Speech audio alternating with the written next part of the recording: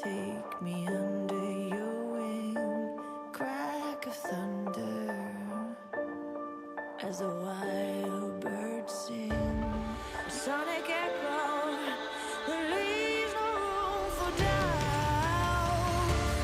All the shots bring it back to what it's not. As the world cries tears in our hands, are we all part of a bigger plan? All the shots bring it back to what it's not.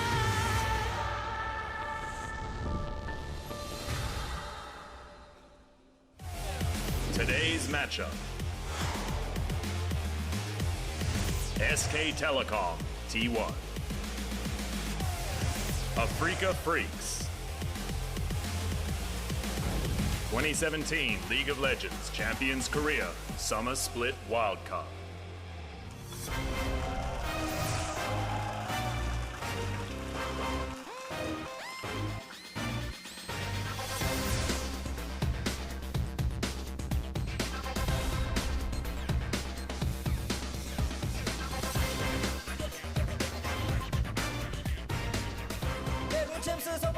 Welcome everyone to another day of LCK Summer. My name is Joe and we're going to be starting off the wildcard event. But before we do, we're going to go straight on with the interviews of the two coaches facing off today. So we're going to be talking to one of the coaches first. This is on the right is the head coach for Afreeca Freecs. I'm sure I've been hearing that you guys had a lot of practice heading into today's match. How are the players feeling today?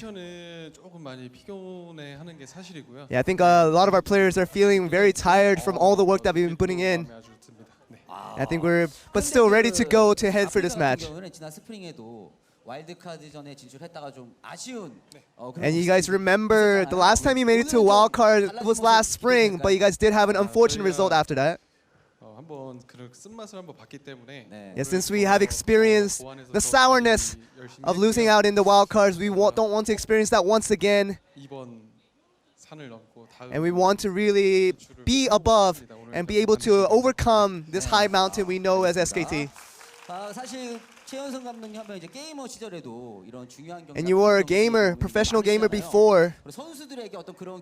And did you use that experience that you have to tell something to the players that you have?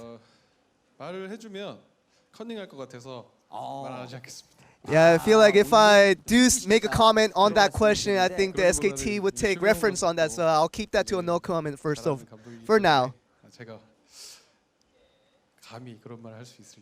But I think, against the wonderful coaching staff of SKT, I can't be too complacent heading into today's match. We're going to move on right onto the SKT head coach.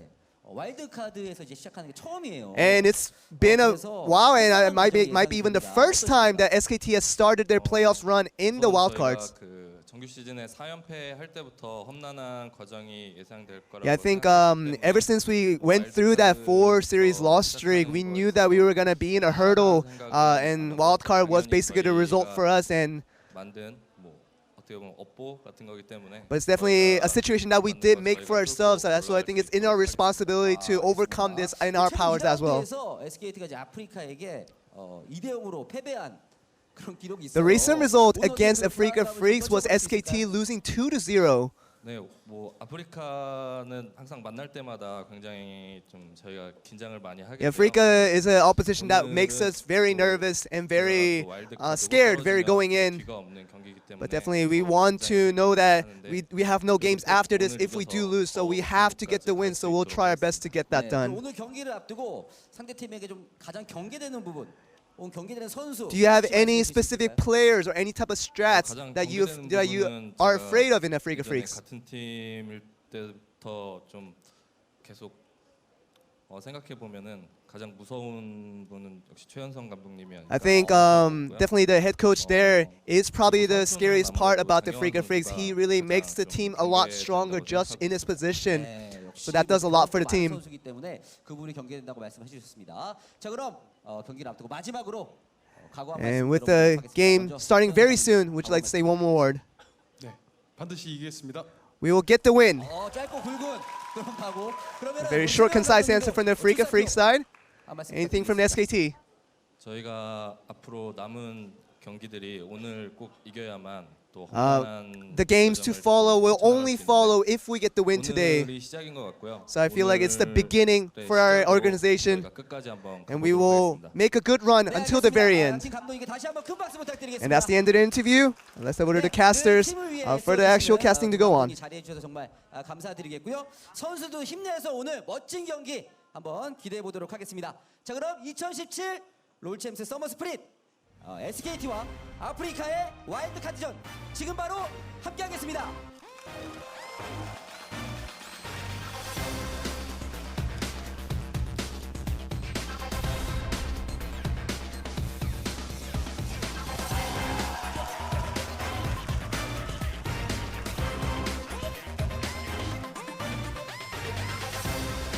All right, welcome, ladies and gentlemen. It all begins right here, getting ready to kick off the gauntlet with the wild card match, Afreeca Freecs versus SK Telecom T1. I'm Achilles, that's Papa Smithy. We'll be bringing you the games here tonight, and boy, I cannot wait.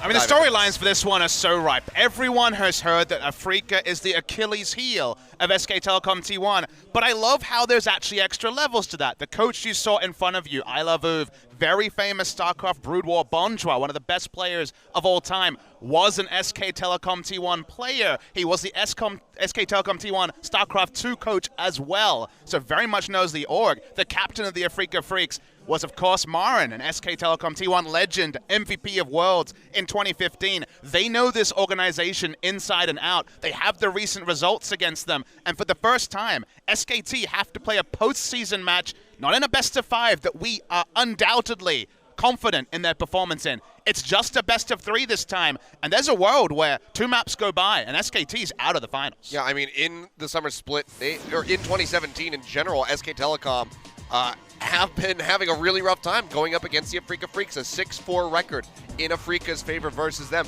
But to go ahead and catch you up on other matters, our MVP for the first time, we have a tie between Kuro and Longzhu. BDD was able to do it, get that double MVP to match the score, so they will be exiting summer as your MVPs. I mean, Kuro also will be playing in this match. BDD waiting in the grand final. We got the KDAs as well. Regular season is over, so we get to recap. The top laners were a bit suffering this season, so we don't have a top lane MVP. The KDA's a bit lower than expected, but this man is no surprise. Top KDA to Smith. Yeah, definitely not shocking there, and Score has been having a hell of a time in the jungle. 7.1, surging above everybody else, but coming in second because the rookie. His original nickname, the Immortal Score. We didn't think it would apply to a jungler, usually not the high KDA position, but Score made it work. But this a record in the LCK era of double round robin best of 3. No one has managed 11.3 KDA. And for a player who we waited all of spring saying, when is BDD coming out? The global fans demanding, singing his name. He came out, and what a season he had. Yeah, absolutely destroying, topping the league with that KDA, but another familiar face and another KT player topping off here for the AD carries with Deft surging ahead of Bank. It's a little bit close after that with Prey tailing very near behind, but Kramer has also worked his way into that top 5, so we'll also be seeing him. Yeah, Kramer had a fantastic season, and KT Rolster, early game specialist, their KDAs through the charts. This man, Mata, joining a lot of the players on stage today as being revitalized in solo queue, revitalized in the Thresh meta, in the initiation support meta. The Legends, who were a bit on the back seat in spring season in the disengage meta, have been looking great. Yeah, been quite good. So there you go. The total standings as we get ready to kick off this gauntlet. BBQ Olivers and Everate, of course, going to be going over to the promotion tournament after we wrap up the finals in the World's Qualifier. So decent little bit of time before we see them come back out. But here we go, 4th versus 5th. And everyone's asking the same question. Can SK Telecom go to Worlds? We get the first answer to that question today. There will not be a no established day. They have a lot of circuit points, so we'll at minimum be in the circuit qualifier. But speaking of playoffs, we start with the wildcard match. Just a best of 3 is it's only a pseudo part of playoffs. The best of 5 stage starts on Tuesday at the Gangnam Stadium. Proms and Valdez will bring you Samsung versus the winner of today. KT Rolster waiting the semi a week from today, and 2 weeks from today, the 26th of August, we will have the LCK Grand Final. Longzhu Gaming against all odds,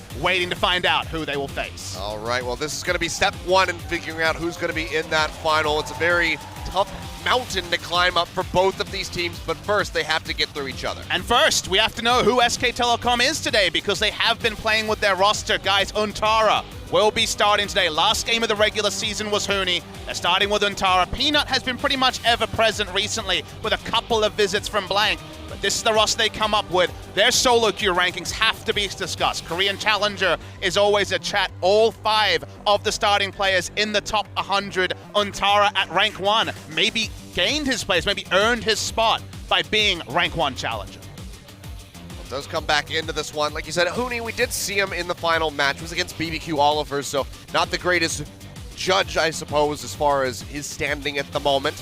Saw him in the first 2 games of the Telecom War and got absolutely smashed by KT Rolster in game number 2, just camping him out at every single turn. But it's the Kryptonite team for SK Telecom. It's the Afreeca Freecs on the other end of the spectrum. Their nemesis, SK Telecom T1's nemesis as an org, undoubtedly the Afreeca Freecs, the only team with a significant sample size to have a winning record over SKT in the last 2 years. They are 13 wins, 7 losses in game score between 2 different squads. This particular squad has a winning record against them this split as well. Marin, the archetype, and also potentially the architect of their downfall in some of the matches.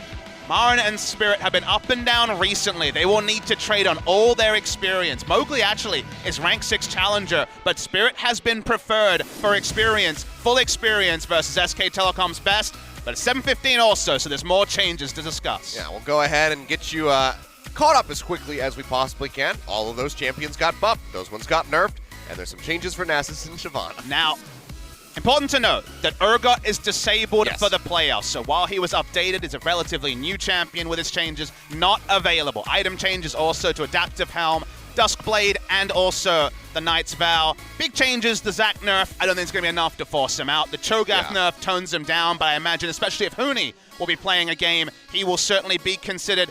Little love tweaks to people. Maybe we'll see some Sivir finally, as it's been a Deft favorite, so maybe when KT play, Dr. Mundo, the Marin special, who knows, against Rumble. Yeah. There's a lot to talk about. There's some pseudo counters that are coming through. Even Azir has seen play against LeBlanc. So the what-ifs with some of these changes are real, and it's our first time in Korea seeing 7:15. Yeah, so we'll have to see if either of these teams, wants to bring out some of these crazier picks, and I put that in quotation, air quotes rather, because we just haven't seen him in so long. I mean, you think back to the last time that we actually saw Azir played.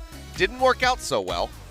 SK Telecom T1, those 4 matches in the middle there didn't work out so well. Nope. 0-8 game score in a row, but they've won 4 matches on the backside, including the Telecom War over KT Rolster. This is probably the surprise, though, if you're just tuning in. There's not a lot to pick between the KDAs, pretty much overlapping pentagons between the 2 teams. Afreeca Freecs are in a great spot to challenge SKT, but as an org, they have never won a game in playoffs. They always make the wild card. They always lose 2-0. But as this graphic shows you, SK Telecom frequently find it difficult to take down Afreeca. I mean, again, you say they always lose 2-0. That'd be the first time here in 2017 because in the matches that they have lost, they have at least taken a game away from SKT, and then the ones that they win are those 2-0 victories. And you can see higher KDA going up against SKT as well. So very much stacked in their favor, especially after their last set where SKT got absolutely demolished. Regular season MVP, co-MVP, I should say, sharing with BDD, was the MVP in both those games. We could definitely see the Corki and Cassidy come out today, but I imagine Orianna and Cassiopeia will be definitely the most contested. You see them at the bottom of your screen. Both these players have been playing a lot of those recently, but there is some pocket picks as well. FLICKR has been one of our best Lucians. SKT happy to blind pick Lucian, 5-1 on the season. Kuro debuted it before FLICKR in the summer season, but didn't look convincing on it. So either he's been working on it, or it may have to be a red side ban for Afreeca Freecs. Yeah.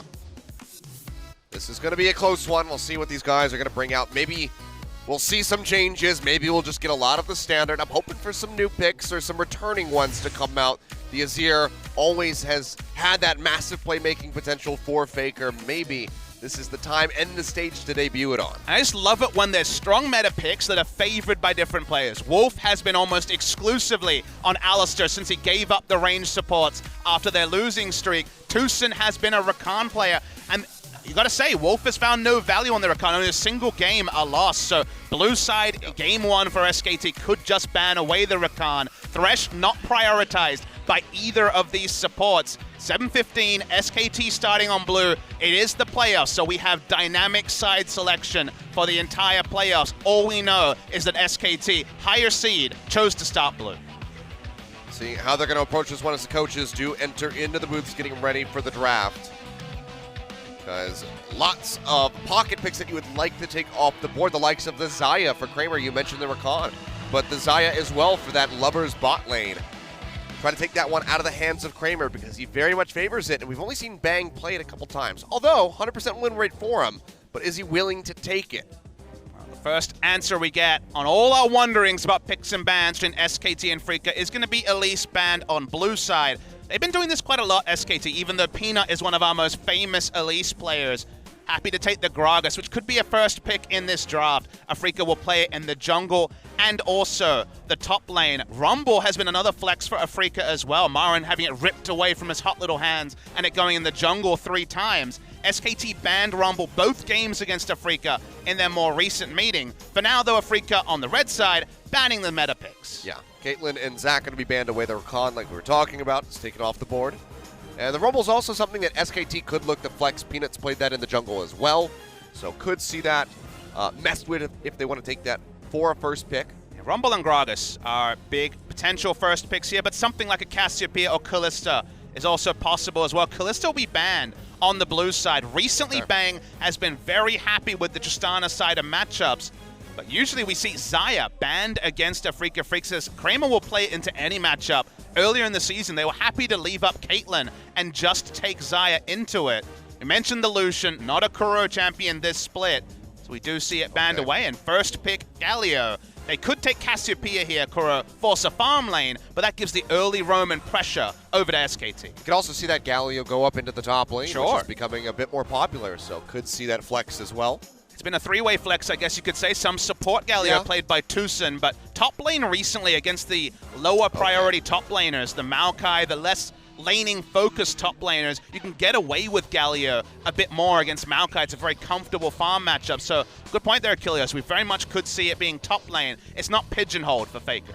Well, going to be the Orianna snatched up alongside the Jarvan here for the side of Afreeca Freecs, and then Gragas to answer by SK Telecom. So very early pick on the Orianna. Just want to lock that one down before FLICKR has a chance to get his hands on it if that Galio is going to Antara. And fully expecting Xayah to be selected by Afreeca, SKT will take the Tristana blind.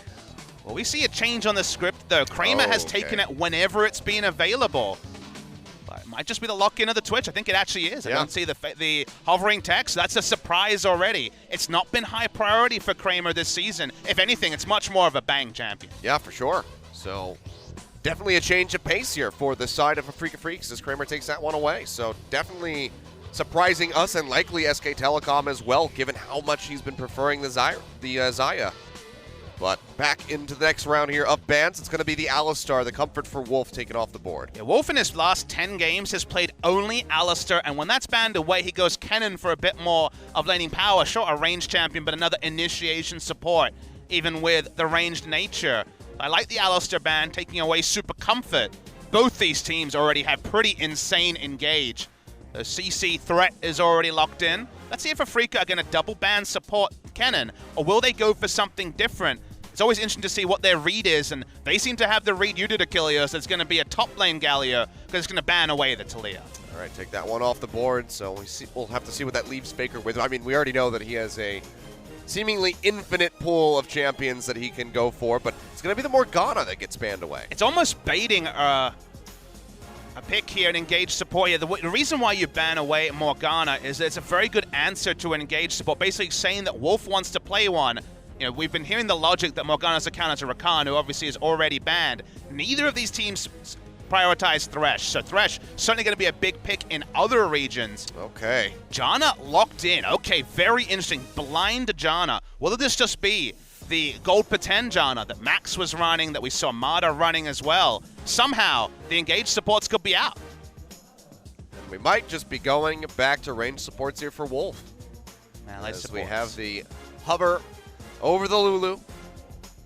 So the reason why Janna is suddenly becoming a pick is Answers tanks so well with the Monsoon and also her disengage, and can just go for a GP10 focus build, maybe even skip over Sightstone and rush into the Ardent Sensor to make Twitch a god even earlier than item timings would naturally make him powerful.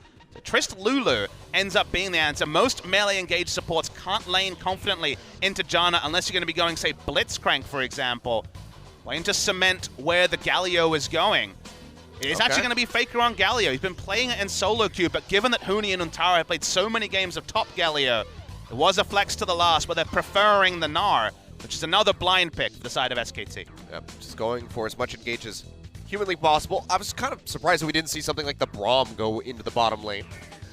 Could have been an option for them. It's a good answer to specifically the Twitch in teamfights, and can even stop the ball for the Orianna. The Kennen here would be a top lane Kennen, would be AP Kennen coming out from the side of Marin most likely. Lot of top laners, Huni, Untara, Marin returning to the AP Kennen, and Marin was playing way out of meta a few months ago.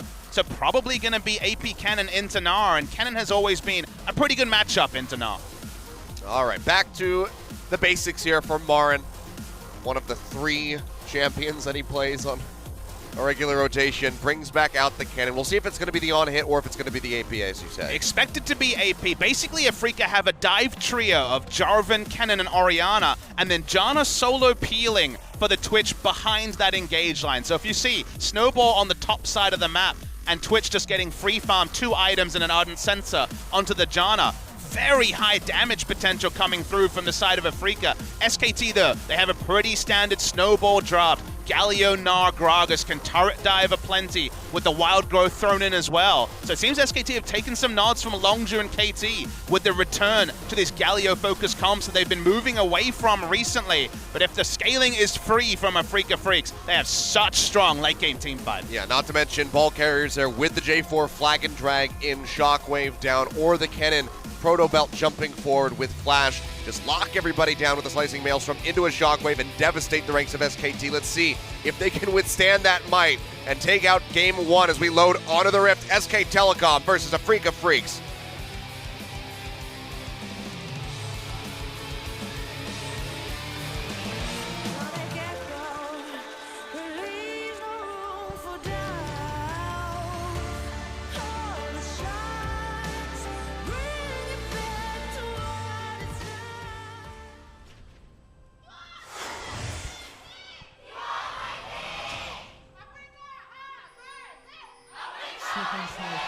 The Lancer actually coming out there when we saw the Kennen hovered. 14 AP, only 53 AD. It's AP Kennen time, Achilles. All right, here we go.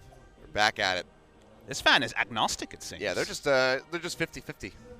I'm not sure. A lot of SKT fans will have Afreeca as a second team, largely because of Marin being on the roster, a beloved member of the SKT family, such a hero from his 2015 exploits. And even if they're aficionados of esports, I love Uwe being the coach is a help as well, given his history with the SKT organization. Marin's attempts to play AP Kennen this season have been a failure, and largely he has been focused on a very small effective champion pool. So seeing him return to it here is another one of these risks. We know that Afreeca listens to Marin's calls. He makes almost all of the shot calls on the teams, including his famous prowess at teleport. He also is going to have the last word on what he's playing, and he returns to the Kennen that has not found the team success. That much more pressure on Untara. I mean, already has to go up against this veteran former top laner for SKT, but also needs to try to be able to match him with TPs while playing Gnar. Untara's played the postseason before, but you'll remember that was a relegation postseason for CJ Entus, where he certainly did not look impressive, and Kramer was his teammate at the time, so a bit of a CJ connection there. It's been a different season. Both of them are going to want to forget their 2016s. Good reaction there by Tucson. It's going to be a bit tricky because they are trying to lane Janna, and Janna Twitch is a very, very weak lane. Take into Lulu, who's laning prowess, is powerful, and Tristana, who does just fine on her own. So we'll see how much Afreeca have to give up, because I don't imagine you want to spend too much time jungling around the bot side. There's no power to play with. No. Well, this is going to be painful for sure. The shield will help mitigate that damage coming through and also trading back in, but for now, it's going to be Kramer and Tucson completely relegated to stay underneath of their turret. Spirit's path thing will be very interesting to track. We always talk about Spirit when Afreeca are playing Gnar, because there's been so many times where there's been the unfortunate situation where Marin, for one reason or another, has been laning against double buffs as Gnar, or having other issues against Gnar, having to lane swap because Tucson and Kramer got pounded too much in the 2v2. It's been unfortunate when they've been playing the Gnar. This time they're against Gnar, and we understand exactly how Gnar lanes go. If he's able to just play to his own devices and not get ganked, he is a very powerful laner. But that if has been exploited time and time again after Cuvée made such a triumphant re-debut of the Gnar. Look at this very aggressive roam down. It's not spotted either. Yeah, Kuro's going to be joining in there right up underneath the turret. This could be very bad for SKT. Bang, level 2. They're in vision now. Have the leap. That's going to be the flash in for the exhaust thrown down onto Wolf. Bang, firing away, trying to get onto Kuro. Seems like Wolf's just going to go ahead and surrenders his life as Kuro scoops up the first blood. That's a really great roam from Kuro, roaming as a flash cleanse Orianna at level 3. We said, okay, not going to be any bot lane visits because you don't want to just gank as Jarvan, but bringing in the Orianna meant there was never going to be a turnaround even attempted by SKT, and you know that a team has accepted their fate where a 4-man gank comes in and neither of the bot lane uses any summoners because it wasn't worth it. One person was going to die, and they elected it to be the Lulu. Yeah. It's just a bit too far forward. Tucson chose him with the exhaust. So, we nice should first mention blood. something here. Kramer's running Relic Shield Twitch. You are correct. So the theory here is that we're seeing gold seals be run by Tucson, gold quints, and actually the last hits from Kramer will also pass gold over to the Janna. So what the reasoning is here is you want to rush the Ardent Sensor as fast as possible, and to the nth degree, even Kramer is trying to rush the Ardent Sensor for the Janna because he's actually opted into sharing gold as an AD carry. Interesting. Not been seen by me, at least, in competitive play, but the GP10 build is super fast here. Tucson's already upgraded. He's not in a rush for his Sightstone, let me tell you. All right, well, bit of innovation coming through here.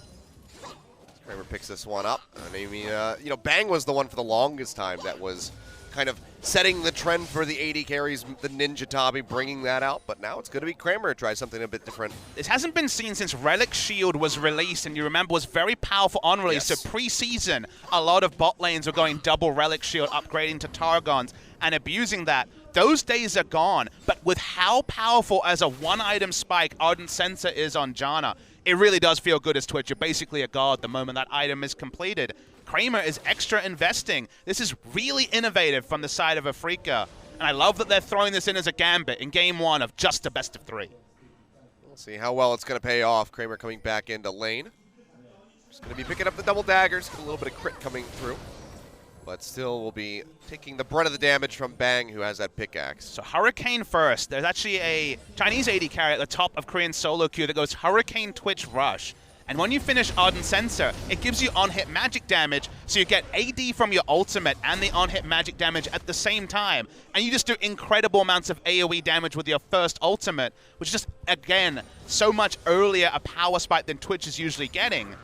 So this is really interesting. So much new stuff in the bot lane as we just see a Relic Shield proc go over to Tucson.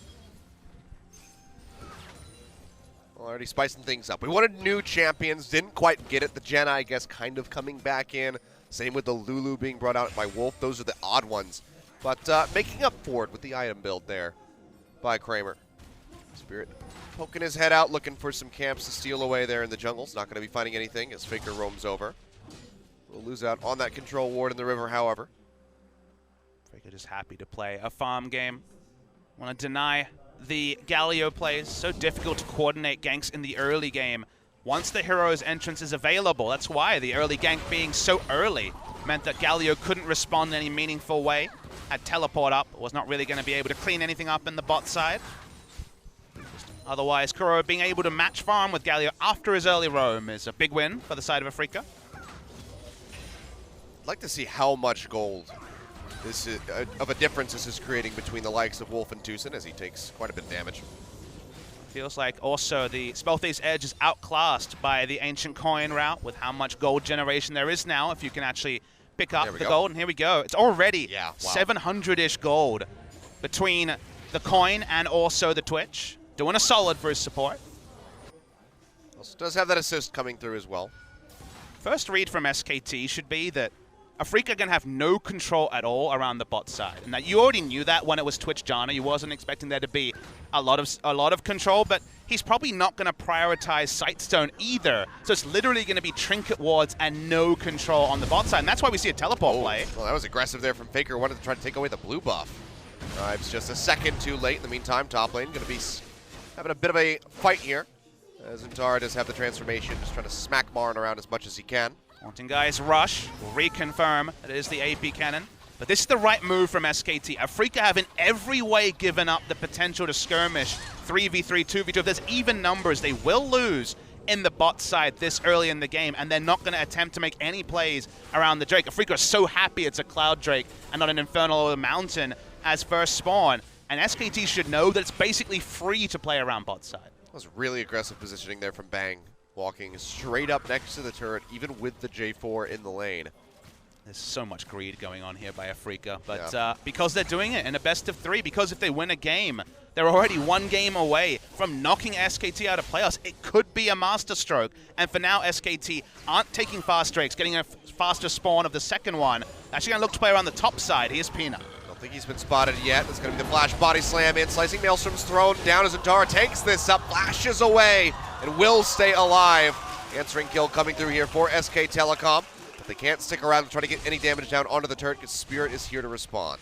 So it's a very even trade, all things considered, across both sides. It is an answering kill overall. The minion wave being able to be picked up by the Jarvan is relevant as well. No first blood gold because of the early roam down bot side.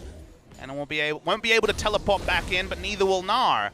They need to get advantages where they can.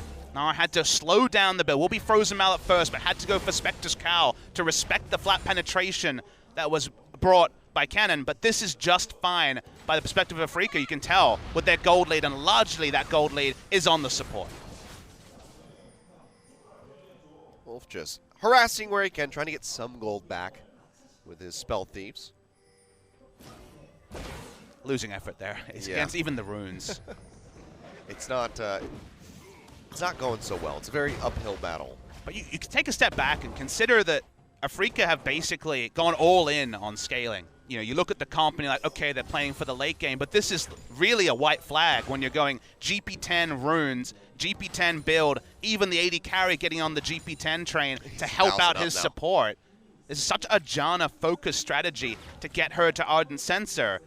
And SKT already had the Galio, they already had the early playmaking, and if they can't make those plays work, Afreeca's basically getting away with a highway robbery. The gold lead's already 1,000 for Janna. So far ahead. You can see that Kramer, though, he is suffering quite a bit. Not so much in the gold department, but in the CS. So it is creating that difference and that advantage for Bang, as they also are working towards this first brick here in the bottom lane. couple more of those explosive charges, and we will be saying goodbye to that turret. Kuro's really overextended here. Looking for the gank. FLICKR not going to land the taunt. It's flash and cleanse up for Kuros. That's why it looked a bit half-hearted, because they realized no real chance of picking things up without Peanut's flash to bounce the Orianna in. We'll just back away.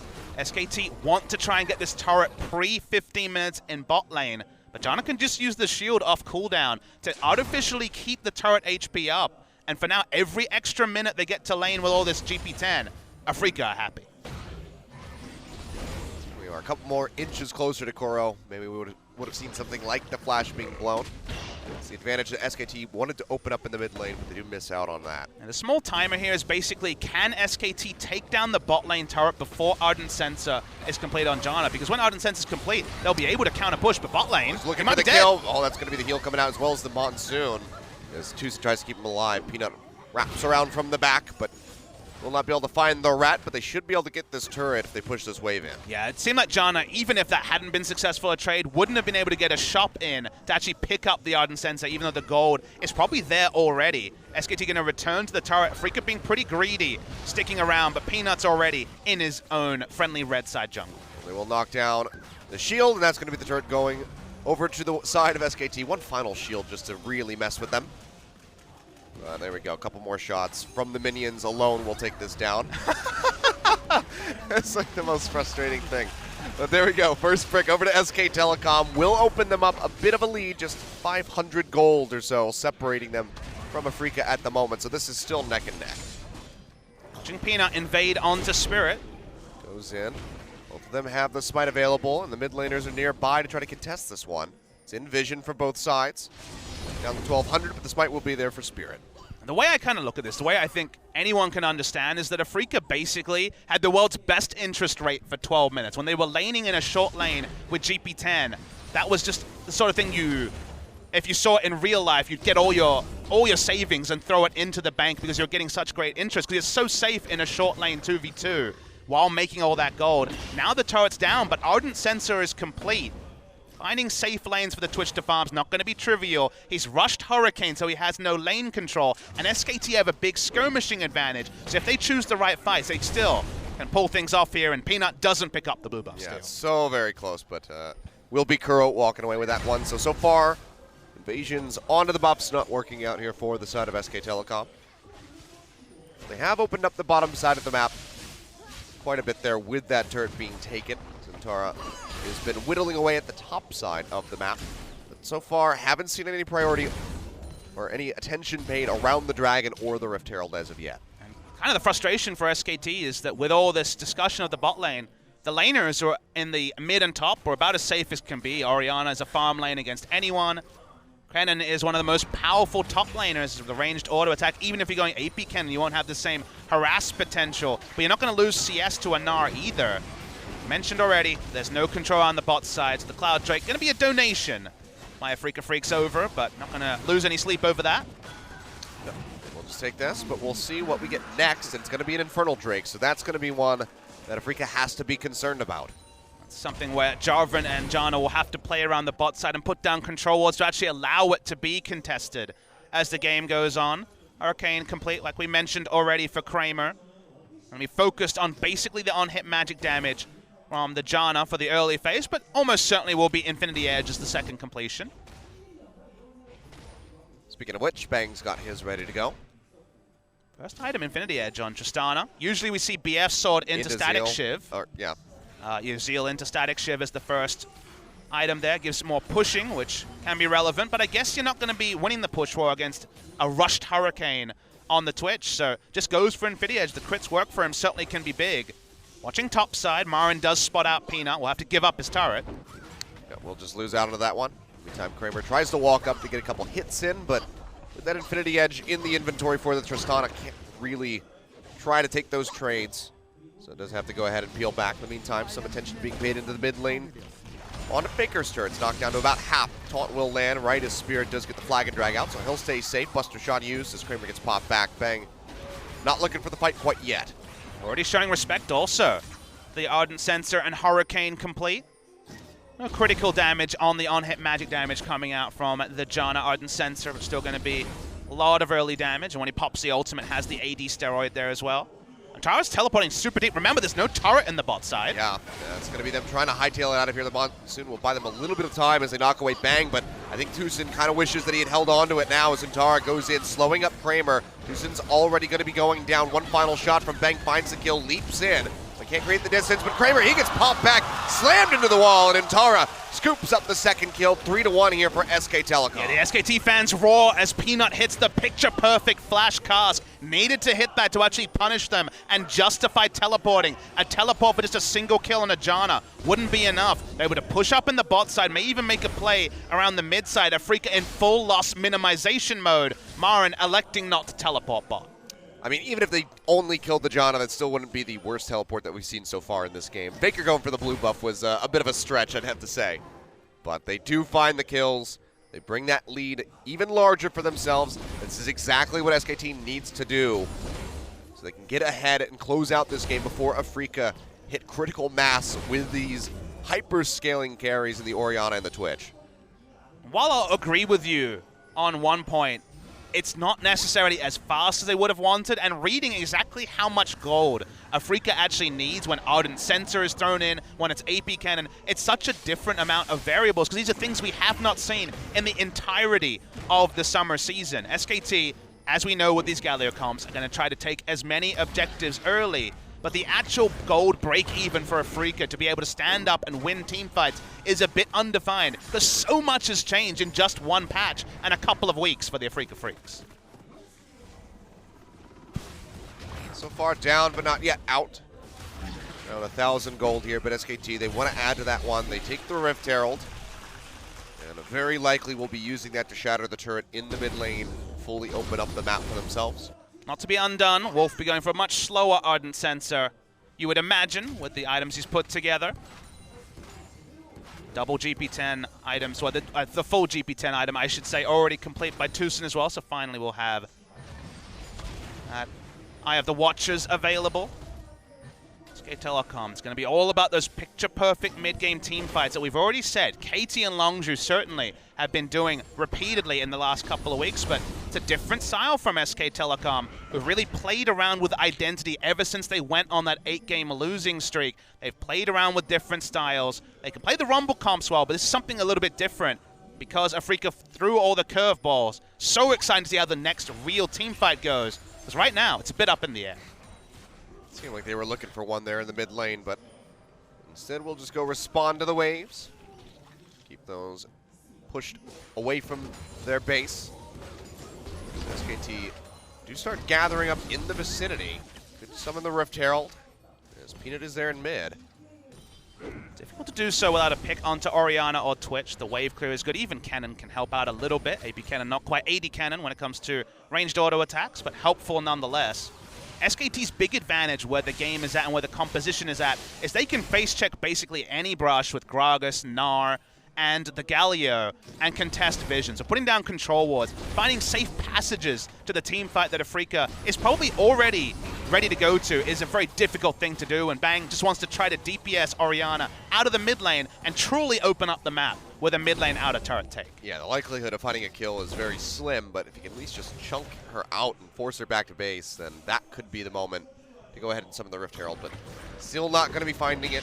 Has that refillable potion, still has one more charge ready to go. And in playoffs, when that is such a big goal, something like blowing a refillable potion charge, which sounds trivial, you might snort at it, is relevant because the next time he's chunked out won't have the regen to not have to return to base. So it's a game of inches, inching forward our SKT, but they won't feel truly happy about the first 20 minutes until they break that outer mid lane turret. I mean, honestly, I don't think they're going to feel truly happy until they break the Nexus. SKT, this has always been, you know, their struggle is the Afreeca Freecs. As Antara will get pinched and loses out on the Mega Gnar, but has the double hop away thanks to Wolf. Will slow them up, but Spirit cheats forward with the flag and drag, but says, you know what, don't want to pursue this blindly into their side of the jungle. Just looks to clear out the wards instead. AP Cannon has always been about as powerful as a function of the wards that are available for the flanking teleport. It is a teamfight champion compared to our year of 80 on-hit Cannon, where we didn't really think of those slicing maelstroms really having any threat. Because they haven't been able to put down wards, there really aren't good teleport wards for Maren. So the guarantees about taking a team fight are difficult. And SKT can't get the ideal setup. They get a pretty good one as they try to break this outer mid lane turret. Yeah, they see that Spirit, Kramer, and Tucson were moved away from the tower. So they go ahead, summon up that Rift Herald, get a bit of damage in from the initial charge, but that's going to be about it. We're finding too much else, but SKT could just go ahead and wrap down the river and try to take out this Infernal Drake. Yeah, SKT happy to brawl, even if it just distracted someone from auto-attacking the Rift Herald. It was more damage onto that mid lane turret. We see the teleport back. Probably going to be too late if he's going to teleport in to contest this Infernal. It's already super low. Yeah, FLICKR trying to gatekeep as best as possible as the Infernal Drake does go down. TP being channeled by Marn as he tries to cut them off. Could be setting up for that 5-man slicing Maelstrom. Will get spotted out as FLICKR flashes away. Goes out the gusts, has to go up into the air with the hero's entrance just to try to get him out, but the shockwave pulls him back in alongside Peanut as they get chunked down. Seems like Afreeca might just be letting them scatter their way back in underneath the turret. Yeah, Afreeca don't really have the ability to flash in and have explosive damage. Not a maximum damage build coming through from Marin. Doesn't have Zhonya's either to be a true initiator. The reason why this is fine is that they have inside track on both mid and top lane. So they're going to try and at least take the mid lane turret. That was a creative teleport, I'd say, from FLICKR. Never going to work there. He's had 2 of them so far. If Kobe was here, we know what he'd say about that teleport. It was wonderful. Something like that. Yeah. But, yeah, optimistic teleport ends up just being a true waste from FLICKR, who, as you called before, 2 out of 2 teleports have been optimistic at best, and FLICKR take down the mid lane turret, continue to rein in the gold. They're 2 kills behind, they're a turret behind, but that GP10 can't be denied. No, it cannot. Well, now he's almost 2,000 gold ahead. Yep. That is literally disgusting.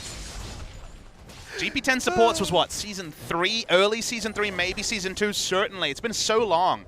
Felt like GP10 supports went out around the same time that Sightstone was introduced as an item. And this Janna is just getting ridiculously strong, ridiculously early. I mean, Tucson is basically single-handedly making it look like Afreeca are very even in the fight. Martin's on the backside, however, will be flashing and slicing Maelstrom coming down, locking up too, as Bang and Wolf go low, but they will not be taken out. TP straight into the middle of the lane there from Untara, but didn't have any rage built up in his Mini-Gnar form, so has to go ahead and cancel that one out.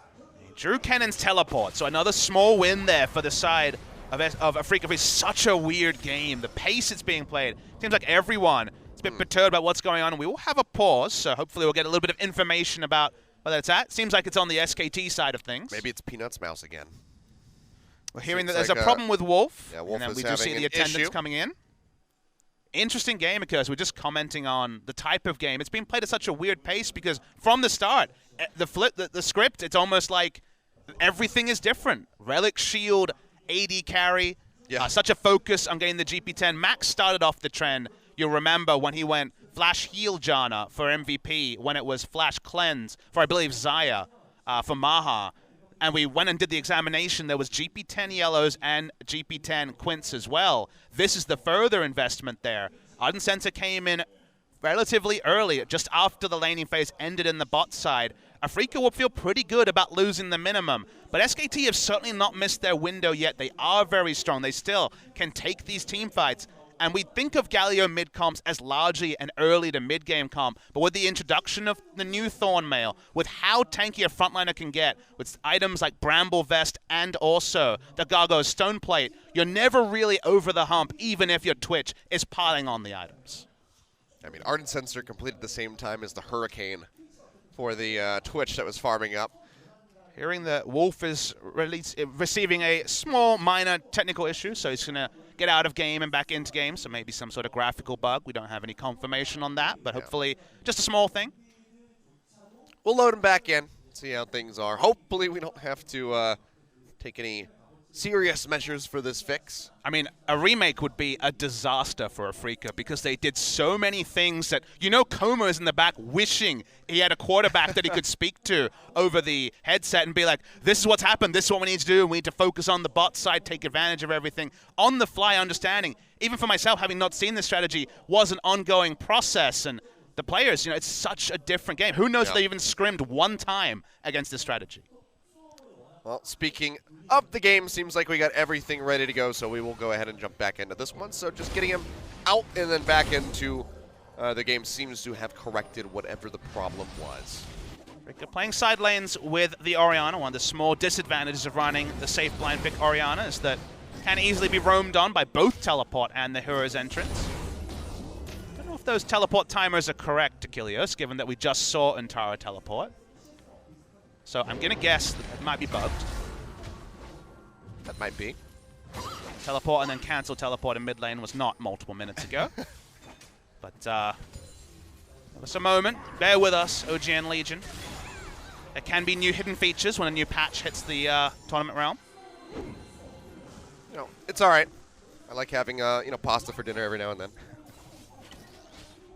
Knight's Vow after the Runic Echo. So it was Runic Echo first and not Cinderhawk Gragas this game from Peanut, wanting to do a bit of bruising early, which, given the route Afreeca took in the bot side, isn't a surprise, but you would argue hasn't got perhaps as much value out of the early Runic Echo, and Cinderhawk does have that percentage scaling. Mid lane turret's been up a long time, but finally goes down for Afreeca. Yeah, just going to go ahead, force that one out. I mean, that's the power of that Tristana. Not as rapid as they would have liked, but they still are the ones claiming these turrets. So far, Afreeca have only been able to knock down the one in the mid lane. Cost of all of these bot lane shenanigans is that Kramer's pretty far behind in CS. In the bot lane, though. They're going to commit the slicing Maelstrom to this one. Untara trying to kite back as best as he can, but the Twitch, he's going to be arriving now. Pops out, immediate flash away, but a flash forward comes through from Kramer, and he will take down the Gnar. Second kill on the board for the Afreeca Freecs. 2 flashes for 1, but relieving the pressure. The Gnar now off the map. SKT going to make plays around the top side and try to get Baron vision for that. Should be a freebie in terms of objectives, even though SKT took that mid lane turret just a moment ago. That gold also goes to the Twitch, gets him the Infinity Edge, gets no value anymore out of the Relic Shield in his inventory, may sell it in just a few moments if he can complete a Zeal from it. Was never going to upgrade it because you can only go so far into helping out your support. Cannon still bot lane, being greedy here, Marin. This is trademark Marin. Yeah, that's going to be the flash forward, and Marin will go down. Bang. Very easily scooping up that kill. So Marin, as you say, completely trademarked by him. Overextension, no vision whatsoever, and he gets paid. He has to pay for it. Had a trinket ward he could have put down, but that wouldn't be Marin. Got to save it for a better spot. Had his teleport up. Thought he was fine playing bot side and didn't have to respect a Tristana giving up CS in a lane for ganking, but Bang does the team thing, slows down and answers the kill that came onto Gnar. We step back and reassess what has been a crazy first 26 minutes, where the game is still completely in the balance. Afreeca Freecs, remember, have never won a game. They have played now their 4th wildcard match, never winning a single game, and this is the most competitive they've ever been in those 7 games they've played. Bang just getting even more damage down onto these turrets, but this time, tier 2. They're in the bottom lane. Not enough free time or, really any vision on that side of the map for him to try to take it, but still chunks it out considerably. Seeing the vision line, because of the grouping and with the turrets going down, it's finally being started by the side of Afreeca. They don't have the outer turret, so control wards in the same area give them similar map presence. They can't give up solo tempo to the side of SKT, especially now that Bang has double Zeal item and Infinity Edge, can do massive damage to the Baron. They have 2 Drake stacks as well. See how reckless Kramer's going to get. He's feeling powerful, but used his flash to pick up the kill on the Gnar bot lane, so still doesn't want to face check any CC. Surprise, neither team has really gone down into the river yet, where the Mountain Drake is getting ready to spawn in just 5 seconds. No vision control on either side. SKT, though, with the pushing waves in bot and mid, would be able to get down there swiftly and try to take out that objective. But in the meantime, Bang leaps in, gets a little bit of damage down onto Kramer as he turns invisible. Exploded for a little bit more, and Spirit almost falls. Also shot used by Bang, just popping Kramer back, and Faker's wrapping around from the backside. Just as punching forward, looking for the taunt, finds it as he flashes in on top of the Twitch, and he gets taken out. Peanut finds the kill. Your lack of situational awareness there from Kramer in particular. Walked up on the rest of the team, had noticed that Galio was coming around. So just the Twitch, the crown jewel of this comp goes down. They're going to lose something from this, and at minimum it will be the inner turret in mid. Yep, tier 2 will get taken out very swiftly. You can see Tucson already preemptively throwing the shields in onto the inhib turret as he retreats back towards the fountain to try to get healed up. TP coming through. We'll be able to prevent that turret from going down as FLICKR arrives in the top lane. But watch the rest of SKT. They might try to cut off Marin. He's going to teleport out, realizing he needs to be quick. We'll just go ahead. It's out of dodge, but now SKT But that much more control over this map. And now consider that because his only way out was teleport, they even get a teleport advantage out of this as well, as Untara will be able to play the side lane and Marin will not be able to answer. So all from Kramer, just not respecting that Galio was setting up for a turret dive. They lose the inner turret after losing the outer a few minutes ago. They also lose teleport advantage. SKT's ability to dogpile in with this comp that is a team fight, mid-game focus comp, is basically unanswerable for Afreeca until they get the teleports back in the game. Well, they won't be starting up the Mountain Drake, so at least taking one of those away from SKT, preventing the triple stack Elder Dragon. A bit later into the game, we will have one final standard, as it will be another Mountain Drake coming in. Marin's trying to fight back on this side. It's really risky stuff from him. Oh my god, look at the damage he's taking. The crit's coming through. Peanut will body slam over the wall, slows him up as that explosion comes through from the charge. He will get the stun off. Marin desperately tries to retreat, and you can see just how much damage Tucson takes as well, but it looks like they will be able to make it out of here with their lives. Bang didn't want to go Rambo and use any summoners, had both available, may have been able to clean up a kill, but wasn't happy with a maybe. Maybe the guarantee is the Baron Achilles. They turn onto it. It's going to be difficult for Afreeca to even sneak vision in. I mean, no flash, no TP. Marin's going to have to sprint his way back with the Lightning Rush, and even then getting into the pit for the Slicing Maelstrom is going to be very difficult, but for now, SKT just have to be worried about gatekeeping. Keep Spirit out of this They're going pit. to try and randomly DPS down. Oh, Buster shot, but it lands on the Tucson. The spike comes through, but it's not going to be the steal there for Spirit, and now he's going to get taken out. Polymorph immediately just ropes him into his own Cataclysm, and Bang can easily scoop up the kill. Yeah, pretty big risk there from SKT. They didn't have a control ward on the pit. Because of that, they randomly waited and then DPS down at 2,000. Jarvan got in. Spirit could have actually stolen away what the game would have looked like if he was able to do that. We'll never know. But SKT actually do continue to snowball their 25 to 30 minute phase where they piled on objectives, and the Baron is a massive one, as even though Afreeca's wave clear is good, the turret dive threat is now real from the side of SKT. Yeah, they're already making use of this Baron buff Untara. There's just nothing Marin can do. He's already so low, and Untara's getting ready to transform, so that means that the turret will just be taken for free there by SK Telecom. 5-1 in that regard, as they start creating a more significant gold lead. 30 minutes in, 4.6 thousand. But they're looking to accelerate that pace even further as the final outer turret goes down. So many things are pretty indefensible already for Afreeca. They can't fight as 5. The Twitch, the comp is built around us in the top side, and that means that Bang has really not a care in the world to walk up and DPS down these inhibitor targets. See how much damage that one in the bottom lane has already taken as Untara continues the split push. Marin gonna try to answer, but again, this is the AP cannon build. This is not the Hurricane on a hit, so he can't clear out the waves with his auto attack. So it's just that much more desperation here for Afreeca. We'll knock down that first inhib turret, looking for a second one as Bang goes over down to the bottom side.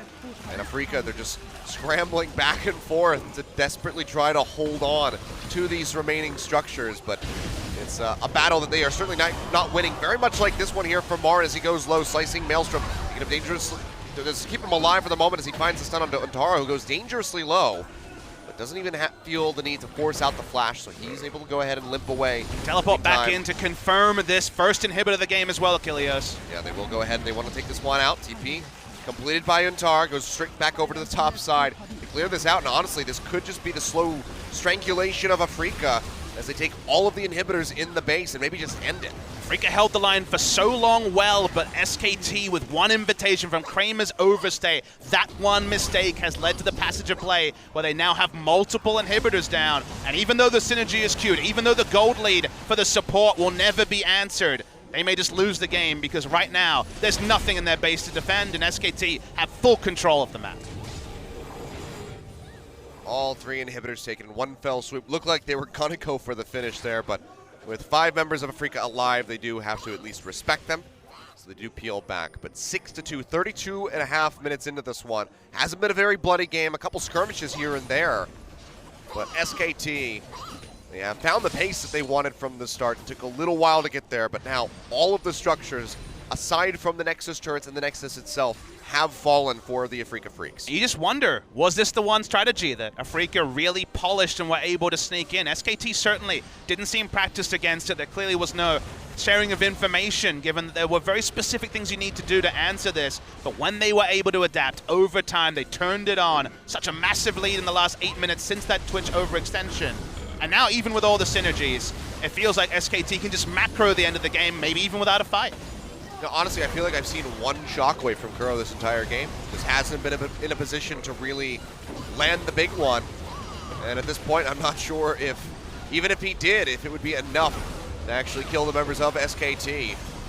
Several of them are very tanky. Shockwave will come down. Bang, still alive for the moment. Uses the flash and keeps himself up. Finds the first kills and gets rid of Koro. And Tucson has gone down as well. Follows up for the double. Make it the triple. Can he get the quadra? He says, oh, you know what? I don't give a damn, Spirit. You go ahead, wander off. I'm killing your Nexus. SKT up in game 1 over the Afreeca Freecs. A perfect ace for SK Telecom. They take down Afreeca, who had the most creative strategy I've casted since the famous Heimerdinger jungle game many years ago, Achilles. They tried to roll the dice with many different things, but when it came unglued, like a lot of these more cheese strategies, it came really unglued. SKT, the moment they got those turrets in mid, the game ended maybe 5 minutes later. So they're going to feel confident even though they'll wonder and look back at what was a very interesting game of League of Legends. I wonder if any other team will try to recreate what Afreeca was trying to do, because it worked certainly till it didn't. Full credit SKT though. They built for the early to mid game. They got one advantage from a mistake from Kramer. They snowballed from there and they looked KT and Longzhu-esque doing it. Comfortable victory in the end. Go ahead and get a replay of this one. So full commitment in onto Bang, who has a Guardian Angel. I mean, layering a CC here. Peanuts' 2 casks were just unbelievably good in this game. And even though Marin comes in, 3 or 4 AP items, ready to set up, hitting 4 members, I should say, with the Slicing Maelstrom, doesn't matter. The rest of his team was dead. And SK Telecom are 1 game away from booking a Tuesday date with Samsung Galaxy and advancing in the gauntlet. Wouldn't be a whole lot of time for them to prepare, but it's better than not being in the gauntlet at all. SKT 1 game away, and Afreeca Freecs now need to bounce back. This was them on the red side, which has been very weak for them, as opposed to SK Telecom, who have nearly a 50-50 record on blue or red. Very close wins on either side, but Afreeca, this could be their chance to bounce back as they move over to the blue side. Both teams have had their super plays. Afreeca's games ones, SKT's undefeated streaks, all of those are gone. Now it's just on the coaches. All right, well, let's see what they can piece together. Let's see, Koma already has everybody sat down going over the game. He's got to be feeling pretty darn good about that one. Maybe educating FLICKR on how to properly use his teleport, perhaps. But aside from that, should be a very lighthearted environment there for SK Telecom at the moment. But that's game 1 out of the way. We'll see if we have 3 games here tonight or if it's going to be a 2-0 when we come back from the break.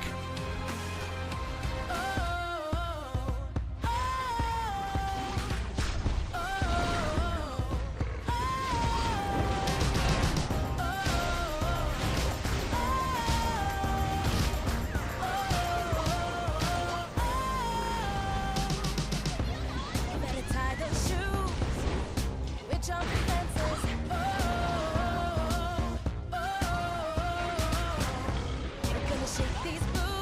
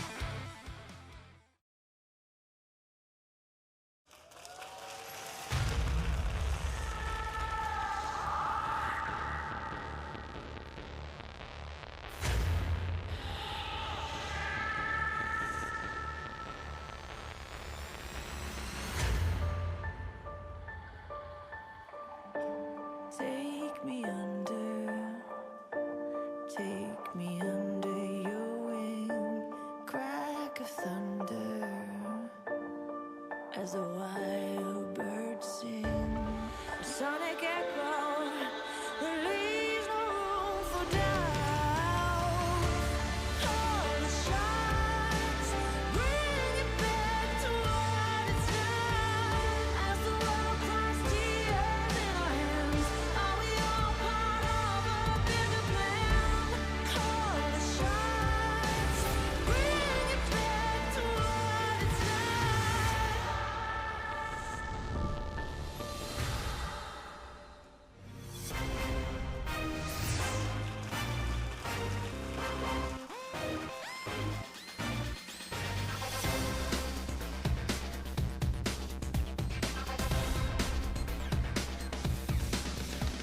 All right, welcome back, ladies and gentlemen. Bang and Marin both did quite a bit of damage. Kramer can't really say the same, as he's sitting down there with that 9.6 thousand for himself. But SK Telecom coming up with the victory. We saw some very interesting setups there from the side of the Afreeca Freecs, but unfortunately it didn't quite get off the ground. Yeah, just a fascinating game plan from Afreeca. Whoever their strategy coach was clearly had an interesting idea, and it might have worked, but what you saw was the moment SKT got an advantage, there was just no space for Kuro or for Kramer to do damage. There was no team fight where a Shockwave came down as Twitch pumped his ultimate and was able to do AoE damage. Just never happened. Very, very strange game. Played at an interesting tempo for a playoff match. It was all about powering down the bot lane turret for SKT, and from there, they had the Galio, they had the rotations, their macro is always super sound as the game goes on, and they only needed one invitation to really complete a passage of play that ended up with the game ending. Yep. Well, Bang, going to be the first MVP of the playoffs so far. Oh, Peanut's Beautiful cask as well.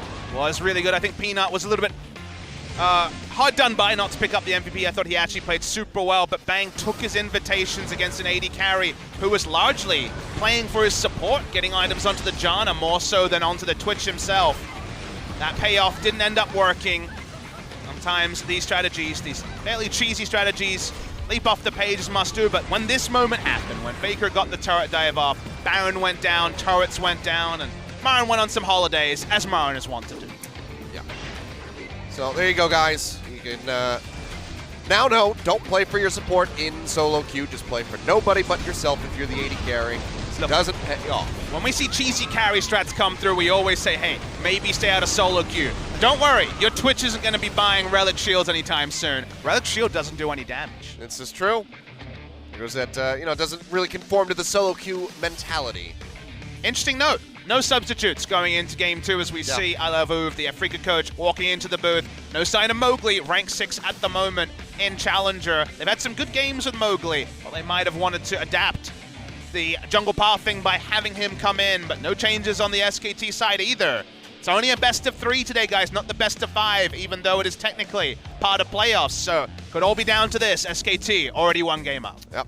But Afreeca, like I said, now over onto that blue side. This is going to be maximum comfort for them going into this series.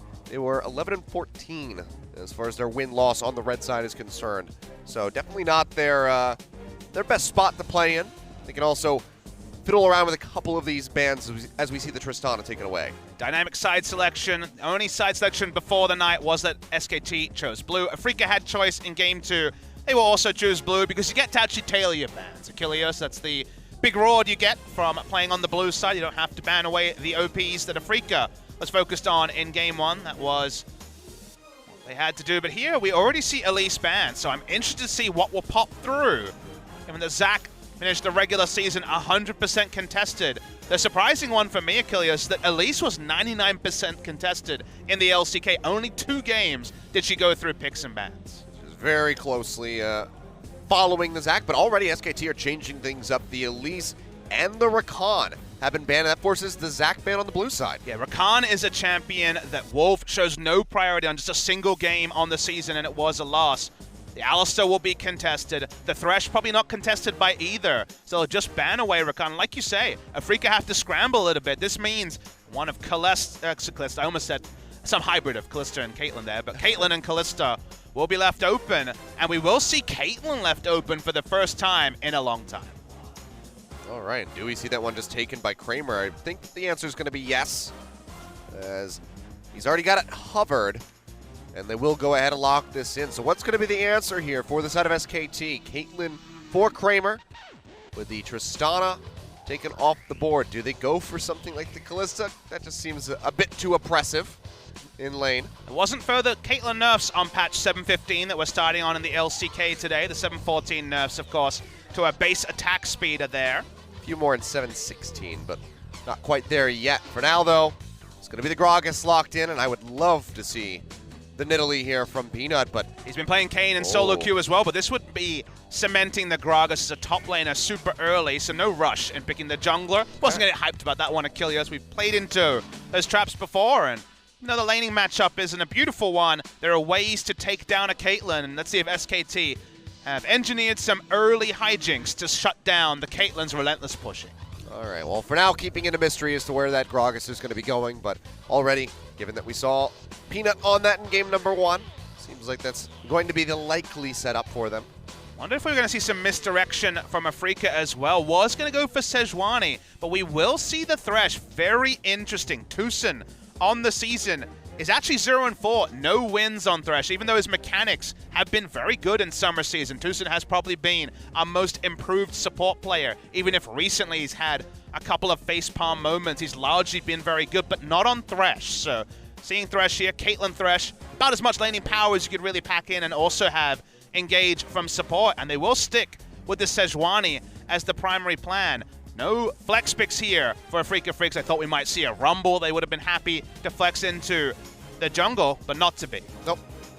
And it will be the Cassiopeia coming through here for FLICKR. Just to beg the question, yeah, the Orianna will get banned away. I was about to say that's going to be the favored one there for Kuro. Didn't have a spectacular game in game 1. Got the first blood and then was just kind of farming from there. It was his first loss on Orianna this season and didn't really have much gameplay to speak about. Like you say, the shockwaves are almost completely absent in game 1. Alistair banned away on the side of Afreeca, trying to provide some coverage for the Thresh. Will we double ban? You just ban Talia here if you're SKT. Corki's been a common pick as well, and they're going to be happy enough to take the Corki matchup given that Cassio wins that matchup pretty much straight up. They're not expecting the Lucian to come out, so it just will be the Talia ban. That's been a Kuro staple for a while. That one off the board. We'll see what is going to follow up with the Alistar. Do they continue to target out Wolf, or do they turn their eyes elsewhere? I mean, Afreeca have wholesale thrown out the game 1 plan. There will not be a Relic Shield onto Caitlyn this game. There's no incentive to pile gold onto a Thresh, so it's going to be a very different game. The man I'm looking to step up is going to be Kuro, who was the double MVP when these two teams faced. It's insta-lock of the Blitzcrank. Here we go. Okay. Blitzcrank coming through for Wolf. This just got interesting as we have the Ballista comp assembled for SK Telecom. Some Ballista hijinks will be exciting, Achilles, and maybe it'll be Syndra. Never been a big Kuro pick. Last time was in meta last year. Wasn't big for him. This season, he's 1-0 on the Syndra. Can have pressure on the Cassio. And is that going to be a Cho'Gath top for Marn? We're seeing new stuff left, right, and center on both sides. All right. I mean, backs against the wall right now for Afreeca. Wolf is one of our more common Blitzcrank players. He's played 12 games of Blitzcrank in his career, 7-5. Gorilla played his first ever competitive Blitzcrank game, 3 weeks ago? Yeah. Seeing Wolf return to it after a long hiatus. Top lane choice here, and it's just going to be the Trundle into what they expect to be the top lane Cho'Gath. Not like Sejuani will be anything different. Yeah, Subjugate's going to come through, and they are just going to get pummeled, especially if that Kalista can get ahead. But if you think about this, Achilles, there is a bit of an element of risk here because they're running a top lane Trundle into a Cho'Gath, set up to succeed in the 1v1, and yet they gave over Caitlyn, a champion that basically crushes every 2v2. So the big question mark for SKT's draft is how do you manage a losing 2v2 bot lane? You see Blitzcrank, you see Kalista, you see a Gragas. It's going to have to be pretty heavy focus, you'd imagine, from Peanut around the bot side, because that's the only part where their draft comes apart. They don't want to involve the top laners. They want to find a way to actually survive through what is the most harass-heavy bot lane possible. I mean, you land that hook into the knock-up, and Gragas is nearby. That should be a pretty dead Caitlyn, especially if you're blocking the Dark Passage from Tucson's Thresh. But SK Telecom, I mean, they feel confident in this one. We saw the insta-lock on that Blitzcrank, so this is something that they had prepared. They were ready to bring this one out. Now we get to see it in Game 2, and this could just be the finish here for the Afreeca Freecs in this playoff run. SKT rolling the dice. It was all about Afreeca rolling the dice with their AD carry taking a support item in Game 1. Game 2, they leave open the Caitlyn. That's been a fatal flaw for teams previously. All right, well, this is going to be a bit questionable. We'll see how SKT can handle this and if they can go ahead and close it out right here and punch their ticket to face against Samsung on Tuesday. Let's get on to the rift for game number 2, Afreeca Freecs versus SKT. Sonic echo, there leaves no room for doubt. All the shots, bring it back to what it's now.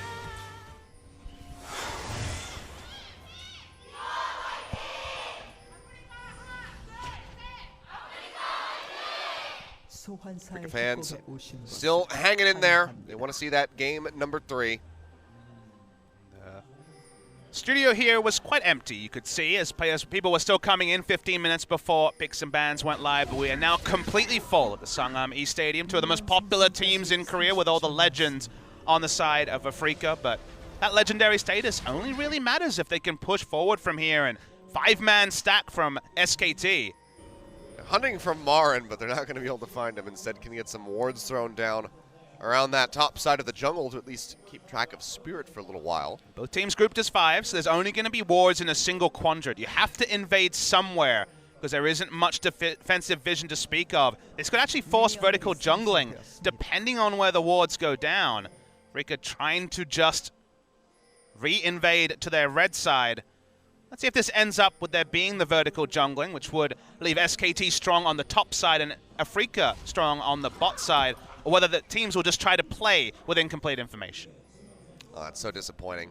Spirit doesn't have a jungle item. That's a big, big problem. He doesn't have any items, except for he bought the he bought his ward. No. You get the ward when you leave the base, even if you don't buy it. So he forgot items. That's real bad. Oh, good thing he got a decent leash, but yeah, he's realizing that he made a mistake. So what happened here? The reason why this happened is that the moment he left the base and realized he didn't have a jungle item, he couldn't go back because they needed to be grouped as 5 to respect the Blitzcrank. Yeah. So he actually couldn't go back, and then he was only ever going to get a leash if he actually got the leash at the right time, around the 1:40. So the moment he made the first mistake, he was basically screwed. Took 1 camp, goes back, and he's going to be significant delayed against already a stronger skirmishing jungler in the Gragas. I love Ooze in the back room, and he's like, oh, I should put Mowgli in. He loses experience as well, because you get experience from your jungle items. This is not a trivial thing. Yeah. There is catch-up experience that people have talked about quite a bit. It's bot lane, a little bit of harass goes onto Wolf. Takes a bit of damage, but able to trade back there onto Tucson with the Rend. Oh, Spirit. He's certainly had some moments recently that kind of beggar belief. We don't often see the double buff donations in the top lane, and now not having a jungle item. So we'll spot him out on the bot side. But Peanut, we mentioned the problems around bot lane. This is the one lane they were always going to gank. Popping over the wall, flash in, looks for the hook, can't quite find it onto Kramer, but Tucson might be dead. The knock-up still coming through. Red buff will slow him up, the Rend to come down, and one more hit would do it, but they hook him in, and Peanut, he's actually going to go down. First blood goes over to Afreeca Freecs, and Kramer finds it, now firing away. Looking for a kill in onto Bang, won't be able to get it. Oh, Tucson. Dangerously close, but now FLICKR, he arrives, he's able to go ahead and scoop up the kill in onto the Thresh, but that got turned around on its head. Afreeca come up with the first blood. So much action in the first roll there. Not going down was Tucson.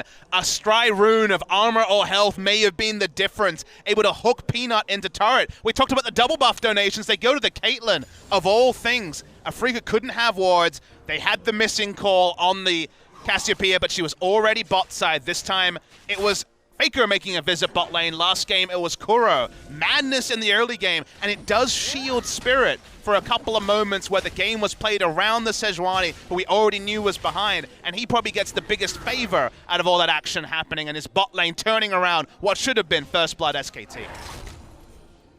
Absolute insanity already in the first 4 minutes of this game. If you just tried to describe to your friend what happened in Game 1 of this series in the first 5 minutes of Game 2, they wouldn't believe you, Achilles. It's been so much innovative stuff and just things going wrong.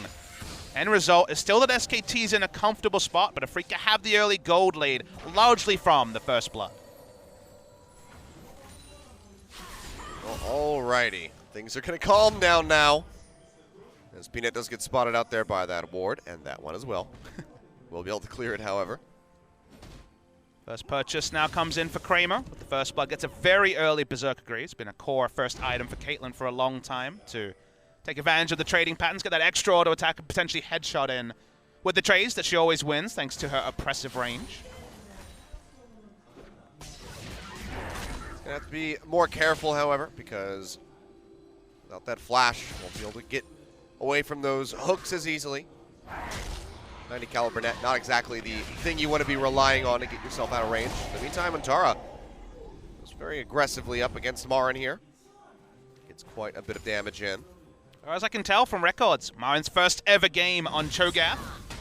He's always been famous for having a very small, effective champion pool. Lissandra back in the meta, absolutely a Marin champion, but the Cho'Gath, a new one for him unless he plays in China. Hook onto Weaves it Kramer. right around, but the Dark Passage is there.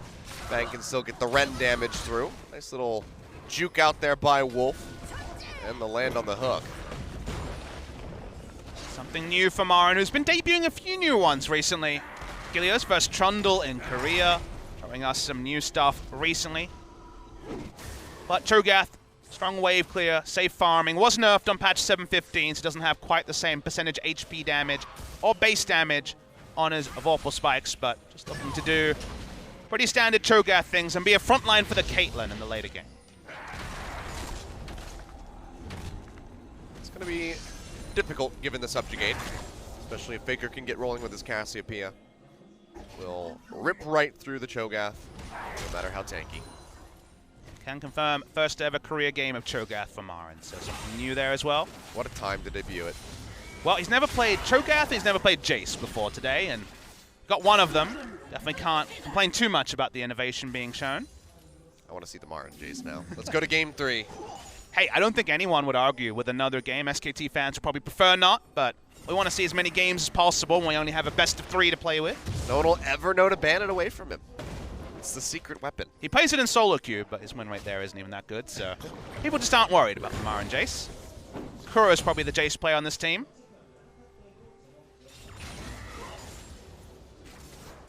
So we think about what the formulation was, about how this game should pay out in the early game. We mentioned SKT, everything looks great. Let's find a way to get over the hump that is Caitlyn's laning phase. They attempted to do that with the early Peanut gank. It failed, and it now still is a problem now that Summoners are back up. Spirit's been able to actually get ahead to level 6. The catch-up experience is a hell of a drug. Been able to get that, so he does have the ultimate available. I mean, he's ahead of Peanut, so. I know. That's the part where I'm like, really? Yeah. That shouldn't happen. Well, this is the world we live in. All-inclusive world. Everyone gets a chance to get to level 6. Kuro will be happy that he hasn't had to use his summoners in mid lane at all. Just happy to have an extended laning phase, and not many people can extend a CS advantage over Syndra, over a Cassiopeia, or over FLICKR in particular. Matchup's just fine for Syndra early without that jungle intervention. Peanut being dived, that's a nice hook. Yeah, play comes out, Dark Passage, or the Death Sentence rather, not going to connect. Trading back in on Tucson as Bang does take a couple shots there from Kramer. Headshot nerfs, to reiterate, aren't live in patch 7.15. They are a 7.16 change. So the base attack speed being hard per level in patch 7.14 is the last Caitlyn patch note that's relevant for today. Mid lane. The flash body slam in, pops Kuro to the side of the explosive cast, and he's just going to go down. Perfect miasma from FLICKR. Now trying to follow up. Meanwhile, in the bottom lane, that's going to be Wolf. Looking for the pick here onto Tucson. Ignite ticking away, but will not find the kill, and the Death Sentence will not connect. Spirit and Tucson will both be walking away with their lives, but Kuro cannot say the same. Yeah, Kuro was trying to bait in FLICKR because he was playing to a side where he didn't have vision while he has his jungler in position, but unfortunately for him, Peanut was already there. So playing to the safer side is what he needed to do. Didn't do that, and now FLICKR's going for a walk. Yeah, he's roaming up here to the top side. Rupture will connect in onto Antara, but Miasma yet again thrown down. Martin does have the flash, but it's honestly not even worth it. He knows that he's going to be dead, so he will just fall as FLICKR claims his 3rd kill of the game. Yeah, the flow-on effect of that kill in mid lane is now also that top lane gets ahead, and this is disaster for Afreeca after things went better than expected when they took down Peanut for first blood. The double buffs are off the Caitlyn. The lanes are now in their control. And Kuro, trying to bait in, ended up getting baited himself, and that has really accelerated SKT's rise. And the moment that you give Trundle any free time, now that Chomp affects turrets again, turret threat already starts. No worse feeling than baiting yourself into getting killed. And FLICKR out of nowhere is 3-0. He Yeah. actually has all 3 kills in this game. I mean, I almost forgot about the first kill in the bottom lane when he picked it up off Tucson. Just been so quiet since those first 4 minutes, but just like that, 2 more kills come through, and FLICKR is looking very deadly with this Cassiopeia. Perhaps the next SKT skin after Worlds. Everyone has to take risks. People will look at Kuro and say, why was he playing towards the weak side? They didn't have aggressive vision to know where Peanut was, but you can't play everything as safe as possible because we have teams in the LCK that will do that, and they lose, not taking any risks. SK Telecom, known as a safe team, do take decisive decisions where they don't have full information. You think back to MSI where they took Barons without a control ward. Game 1 where they took Baron without a control ward. Kuro rolled the dice at the wrong time, and sadly for Afreeca, they lost the maximum from that one risk. A bad spot to be in now. Hook not going to connect there from Wolf. So they were looking for a play in on the Tucson. Instead, just going to be an exchange of vision off the backside of that Cloud Drake take by SK Telecom. Ocean going to be the next one to follow up in about 5 minutes' time. And Untara, well, he's having a good time here with Marin. Jump coming down, but doesn't want to dive under the turret. Hasn't built tanky at all on the Trundle yet. Just has the Vamp Scepter and the Tiamat. Bramble Vest done for Marin, but nothing really else to speak of.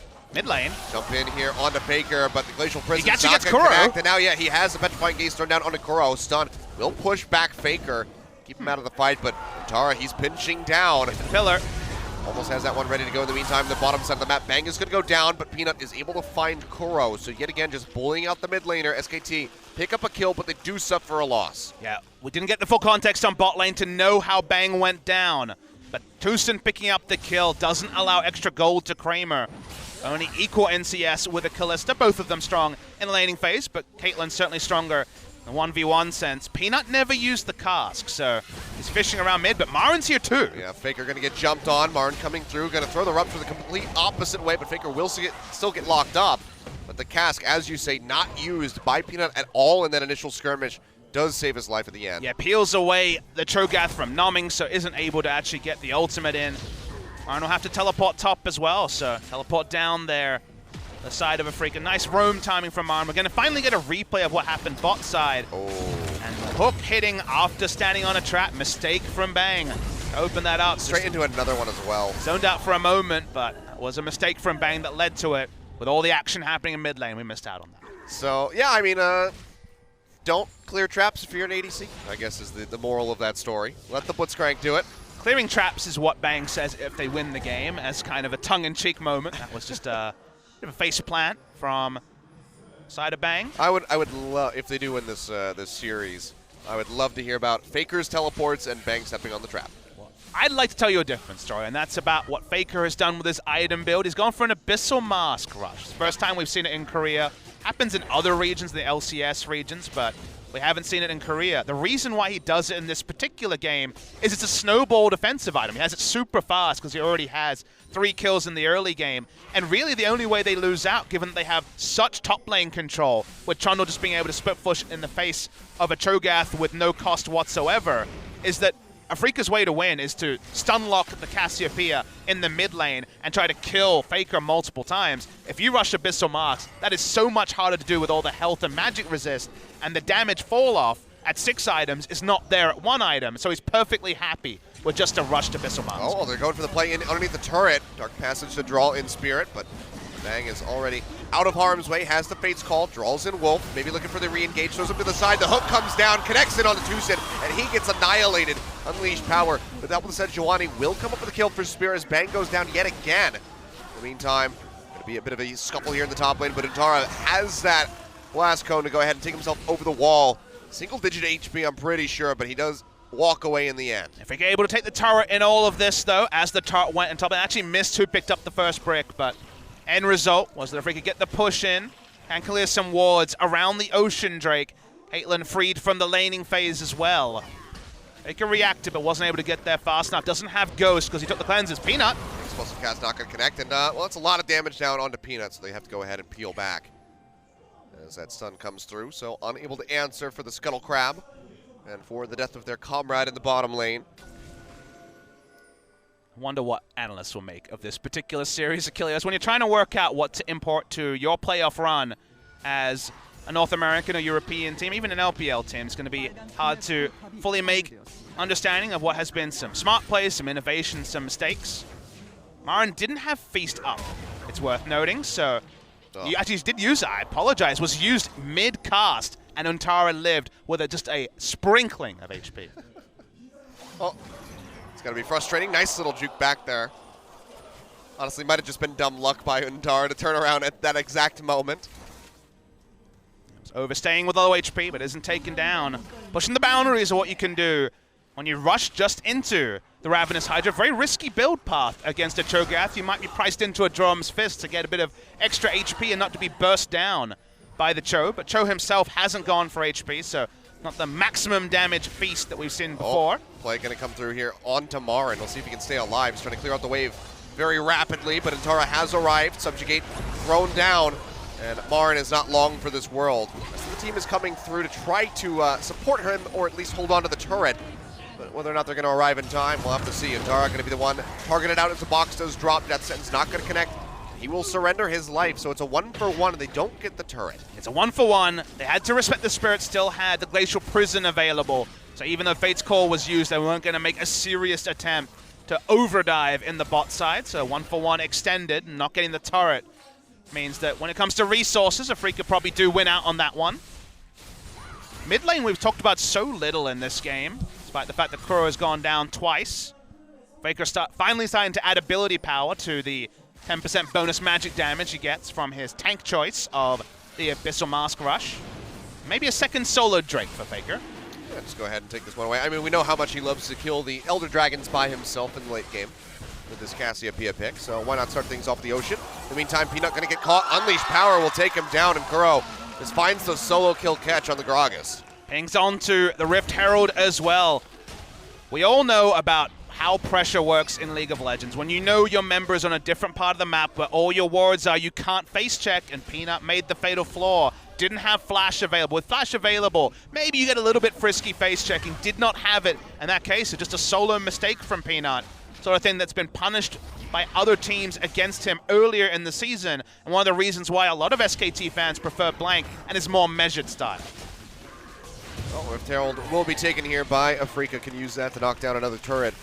Because, I mean, despite everything that happened early on where it seemed like SKT was surging out to a massive lead, it's still rather close.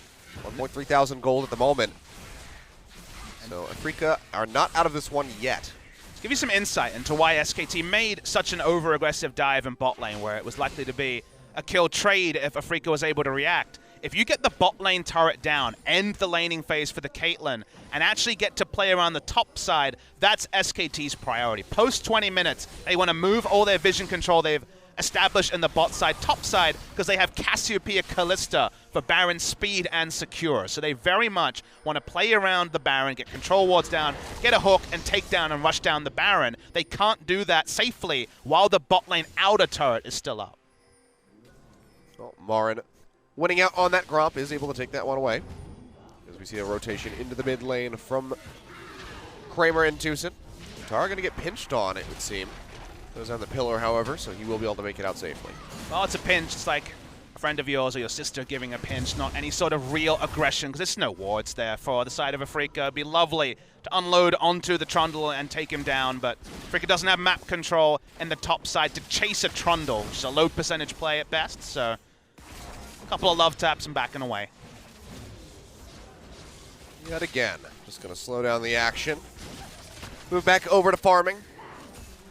As we wait for some more objectives to come up here, we'll see where the Afreeca Freecs want to direct that Rift Herald.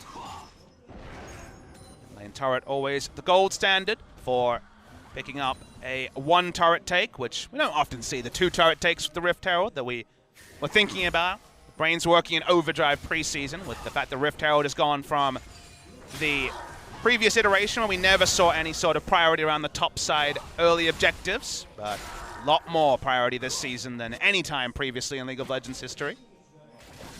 Afreeca actually making a very aggressive move. They put down a couple of wards. Just try to pilot this Caitlyn into an inner turret take. Yeah, they have the trap line thrown down, so getting up into the face of that Caitlyn, tried to deny her That damage onto the turret is very difficult. Lane assignment's good for SKT because Marin stacked armor and has basically no magic resist, but Cassiopeia has to back away the moment that Kuro leaves lane. He's got a null magic mantle. Okay. A lot of respect for Tucson. That's a word for it. Okay. Well, that was Bang, just feeling the pressure. Not exactly spotting where the death sentence was going to go. Forces out the flash, so. When is Marin going to put down this Rift Herald that he's had in his inventory quite a long time? He doesn't really want to use it in top side, but he recalls. I have to put it pretty shallow. I'm not actually sure how much longer the Rift Herald is going to be available for him. I think it was those 2 kills that Bang has suffered in the bottom lane have kind of got him, shaken up a little bit. It's always weird because obviously, with full hindsight, the hook was going to miss, so why would you flash, lol, Bang? You understand that, but when you're already winning, where your AD carry getting picked could lead to Cho'Gath nomming on a Baron or something like that, safety first is what the line he chose, and he looks silly for it, but you kind of understand with where the series is at why he did it. Well, second turret here for Afreeca Freecs will be claimed in the mid lane. Nicely done by them. And they just keep things within about 1,000 gold. SKT have not been able to stretch that lead that they established very early on into this game. Emergency Rift Herald usage is used by Cho'Gath literally in base. Has to walk all the way up the lane. What a jerk. Didn't give it a lift. At least he doesn't have a timeout function. It's all about the HP as the Rift Herald, so didn't get an Uber this timeout when it comes to being placed exactly where they wanted it to go. But Marin had to rush bot lane. Righteous Glory pops it, but Antara's going to take the turret for free. Yeah. He's got the Ravenous Hydra. He's in a very nice spot as far as the damage is concerned. Tankiness leaves a bit to be desired, has just the Spectre's Cowl and no single cloth armor. Rift Herald should be knocking down this turret. FLICKR is there to try to stop this one. See how much he can do. And it turns out he does a lot. Yep. That is a free-farmed and fed Cassiopeia, who had a lot of advance warning, Achilles, because the Rift Herald walked the longest possible route to the top side. Has the Morellonomicon to complement the early tankiness we spoke about at length with the Abyssal Mask. There we go. Spirit Visage for Antara. This is one of those builds. We see it quite often. The Rod of Ages into... Oh, hold that thought. Going to get jumped on. That's going to be the hook coming through, and he just gets deleted. Kramer finds his 3rd kill of the game. 3-0-2 on the Caitlyn, now looking to knock down that inner and mid. Made the overly defensive flash. Didn't go QSS as second item. Went for the Zeal to do damage and is taken down. Trying to power down the turret. Teleport to confirm it. Yeah, Death Sentence not going to connect here, but seems like they will just be able to knock this one down. Marin TPing in for added protection here for the rest of his squad. They'll just go ahead and claim that first inner turret of the game. And a moment like that is where I will actually say, Bang, if you're going to flash defensively, you have to position defensively. So getting caught after using your flash so liberally is where you have to say, okay, mistake from Bang. They've lost significance from this. It goes back and buys the Hurricane. Still doesn't have QSS. And the ultimates are there. The chain CC there is there from Afreeca. Pick up their first Drake of the game. But look at this, SKT. Not skipping a beat. There's no and Afreeca vision. Don't know yet. They're just going to go ahead and try to duo this one out. See a blue pings in the area. They now know. Bang coming nearby. They might be too late, though. I mean, he's running into the mid lane. I don't think they suspect this one, but Peanut is going dangerously low, so this is still going to be risky. They know it now. 2,700 health. And they'll be pushing forward. Less than 2,000. Can they get in there, though? The knockaway will come through. Spirit flashes way too late. They try to get the steal in the meantime. Bang, yet again, gets annihilated. Spirit will make it out with his life, but the remaining members of SKT now have the Baron. Miasma positioning could never have been more important. He couldn't flash because he was grounded, Achilles. Couldn't actually get into the pit, so by the time he flashed, it looks comical. They lose the Baron, and really nice sneak from SKT after they lost Bang, who dies second gray screen in about 2 minutes. That's what I'm laughing about. It's just poor Bang at this point. 1-4-2. On this Callista. He shows back up. He's like, guys, I'm here to help. Immediately gets deleted. He did his role. His role was to That's distract Achilles. You know, he gets paid a nice salary. He's a double world champion. Maybe his scoreline won't be great this game, but if they win, he's still doing his role. Well, SKT. Let's see how they can utilize this one as they do lose yet another turret. Wolf's with the poking cleanse around will keep here. They himself don't know alive. he's in there. This was another one of those moments where Raptors respawned as he was looking for a hook. Marin's felt that before. Just run away, Bang. Just get out of there. Bang really wishes he went that QSS second item. He's almost there. He's got the null magic mantle. He's working his way. It's been a struggle for Bang, but Faker's had another one of those games where someone gave him a personal basketball and he got to decide everything on his own. While it isn't the Rod of Ages, starting with the Abyssal Mask and now having Morellonomicon and also the completed Seraphs is basically tank Cassiopeia. A lot of CC to respect, but he pops the Cleanse, he pops the Overshield, already has significant health and magic resist. This is one team fight Cassiopeia. Happy to stay in the team fights. Yeah, I mean, he's just solo knocking down that turret.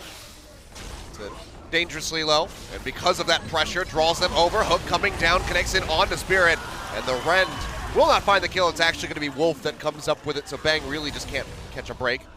Rolls out the Fate's Call. Won't be throwing Wolf back forward, however. Kramer's on defensive wave clear duty now, Achilles. He's not taking pot shots at inner turrets anymore. Trundle's going to return to the top side. This is exactly where SKT want to be. Faker doesn't have Ghost, so he does have to poke around and get the Qs in. Still going to be the Righteous Glory, but the Petrifying Gaze comes down into the Death Sentence, and Faker should be falling. It's a massive shield coming through from the Seraphs, but he will fall in the end. Meanwhile, is the sub-story, though. Trundle will just take the turret in top side, so Faker goes down, ruins his KDA, but they still get the objective trade up to SK Telecom T1. I mean, for every turret, a sacrifice, apparently, here. So just throw a kill, you'll get an objective. SKT now created a pretty significant gold lead here for themselves. Very much like we saw in Game 1, where it was neck and neck throughout. They were hovering around 800 to 1,000. Now going to be 3.3 ahead. So still not the position they'd like to be in. They want that number to be much larger, but they've finally been able to put these turrets onto the board. The difference from Game 1 is that the gold lead was all in the Janna in Game 1, where it's a much more balanced gold distribution here. That is For true. Afreeca, they may be behind in gold, but they don't have one member really warping the statistic like Janna was in Game 1. Kramer has 3 items. Kramer is very, very powerful single target at the moment on the Caitlyn, but doesn't mean much when SKT just want to run them around the map. They're not rushing for team fights. They already got the Baron. That's off the map. Put Trundle on the top side and just try to play 4v4. Blue buff looking to get taken away here. Figure fires over the wall.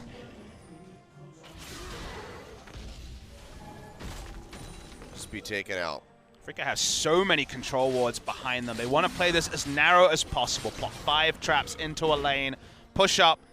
Try to remove the fact that Trundle has no worries whatsoever about a Cho'Gath. One item with just a Tiamat into Ravenous Hydra, there's kill pressure, but Randuin's is complete, Spirit Visage is complete, Trundle is immovable, and even the decent wave clear from the Cho'Gath isn't going to be enough to slow him down. Speaking of that, Trundle, looking for Spirit, those on the pillar, but they are there. You go ahead and pop him back, Explosive Cast into the hook, he tries to flash away, but the uppercut is there from the Blitzcrank. He takes quite a bit of damage, but Spirit will be able to get out with his life. Will not be able to assist the defense of this turret at the moment, as SKT looks to clear out the wave, but with Marin pinching in from below. hasn't been spotted yet, is Marin.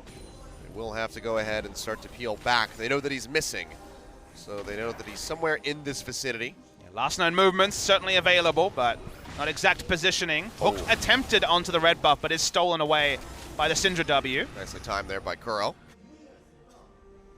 Snatches that one up. So SKT not going to be able to break that turret in the mid lane. Does delay them just a little bit here.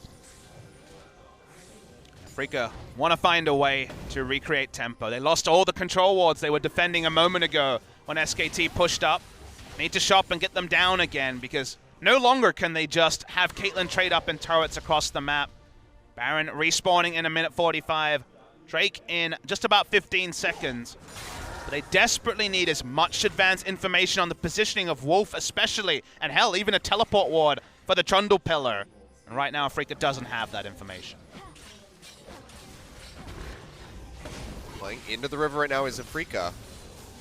Vision now going to start pushing forward. Minion wave here to block out the death sentences. Hook comes through. They find Marin, but is that the target that they wanted? It seems like the answer is going to be yes, because he's completely locked up, and the Ren will help take him down yet again as Antara finds the killing blow. Spirit, without his flash, will die as Bang finally finds the kill for himself. And with those two openings, SKT can just push straight down the mid lane. And when you have a Cassiopeia this big, you can fight front to back as if you have a Caitlyn. Doesn't matter that it's the Kalista, because they're happy to take down the closest target. And consider what Thresh, Syndra, and Caitlyn did while they watched Sejuani and Cho'Gath's health bars disappear. They could do nothing because their front line wasn't actually fighting in range of them. Blitzcrank is removing them from actually being in a position of peel or engage for their carries. Carries do nothing. Carries from SKT are tanky enough and advanced enough with no threat on them to take down the front two members. It's going to be another Drake for free, more map control for free, and Afreeca. Their slim chances of advancing are almost extinguished. Not looking good for these guys. Gold lead growing even larger for SK Telecom. Now a third Drake rather added to the mix, second Cloud Drake for them as we go ahead and get a replay of this. So how these fights are supposed to work is that Marin and Sejuani with their large models and CC are putting some threat onto Cassiopeia and Kalista. It starts off with Sejuani doing a bit of damage, but Cho'Gath literally dies for free. The carries, they're not even on the screen. OGN can't fit them on the screen without some zoom hacks because they don't have any ability to walk forward, the Syndra and the Caitlyn especially. And it could have been a zero-item Caitlyn and it would have been the same fight, sadly, Achilles, because there was no space for Kramer to do damage. Well, fortunately for Afreeca, the slight reprieve is that the Baron was not available off the back of that fight, so now they have a chance to go ahead and try to defend this, as they already have vision control over the area. It's going to go ahead and gets jumped on by Spirit, who has to hightail it out of there with the Dark Passage. You gotta love this new comp that we're seeing. The Blitzcrank and Trundle synergy is so weird because you hook someone, put a pillar behind the hook, and then you're denying most chokes from actually being able to defend even a tanky member. Because the Trundle pillar lasts so damn long, Achilles, that you're even gonna kill a super tank like a Cho'Gath or a Sejuani. Starting this one up, SKT are nearby. FLICKR in the top lane. Get called in at a moment's notice as the wards go over the wall. Control ward will deny the vision, but it does draw enough pressure to stop that Baron from being taken, so Afreeca just have to go ahead and split. Running in different directions while FLICKR, I continue the analogy, is playing his own game of basketball, playing single-player League of Legends. Remember him doing this 2 years ago when I joined the LCK on Victor, taking over games. He's doing it now on the Cassiopeia. Look at what Afreeca's vision is. They have no information. This is against a Blitzcrank comp. Hook goes wide, but the next one's likely to hit. Do go ahead and have to give up this position as the wave is being pushed in to the mid side here by Afreeca Freecs. They can't go much further than this, near that tier 1 turret. They have or SK Telecom. This got no information. You know, the waves aren't really giving them information. Bot lane is equalized, the top lane pushing heavily into them. Goro wants to steal the blue, but he can't. He doesn't have the ability to go in that far. In SKT, they can rush down mid, they can reform around the Baron.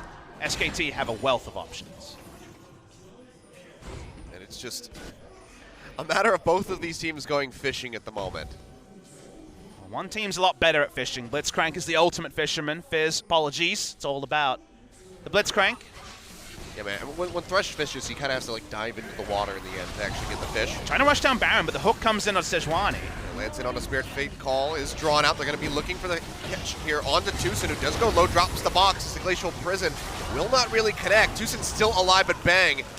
Right at the last second there with the Pierce will take him down. And now SKT say, screw it, we'll just go straight in for this inhib turret in the top lane. Yeah, they got a pick that allowed them to ride into a massive minion wave, and Afreeca can't get there fast enough. FLICKR trying to cut them off, throws down the miasma to slow them up, and you can see already the Twin Fangs just chunking through that Cho'Gath. No matter how tanky he is, FLICKR has that much more damage now, looking for the pick.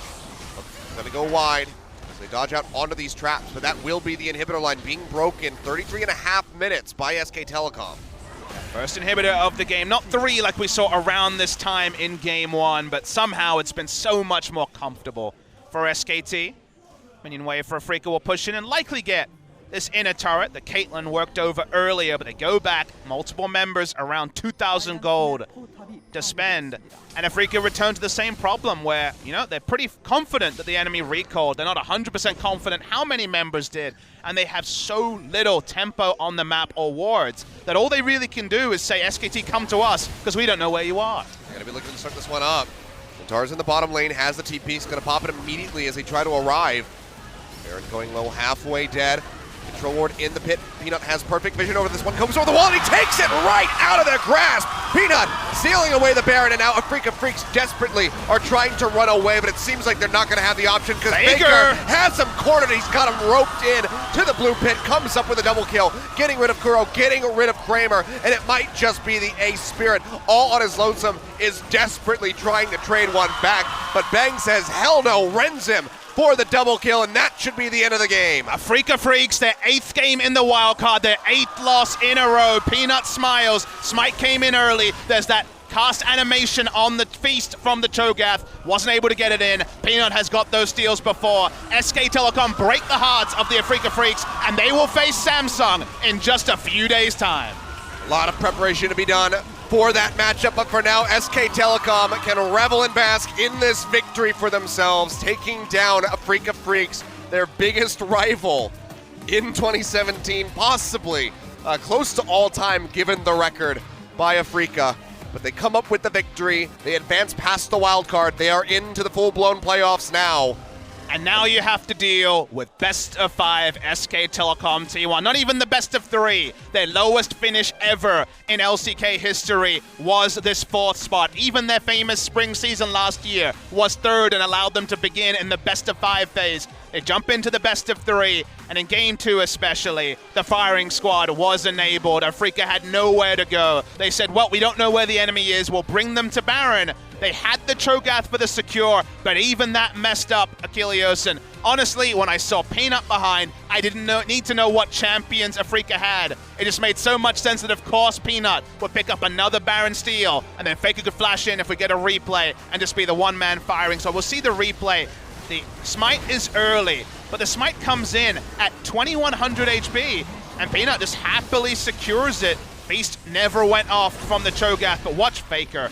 This is the true firing squad moment. They felt bad when they lost out on the Baron, but this is Faker epically fed in the backline, ripping apart Syndra and Caitlyn.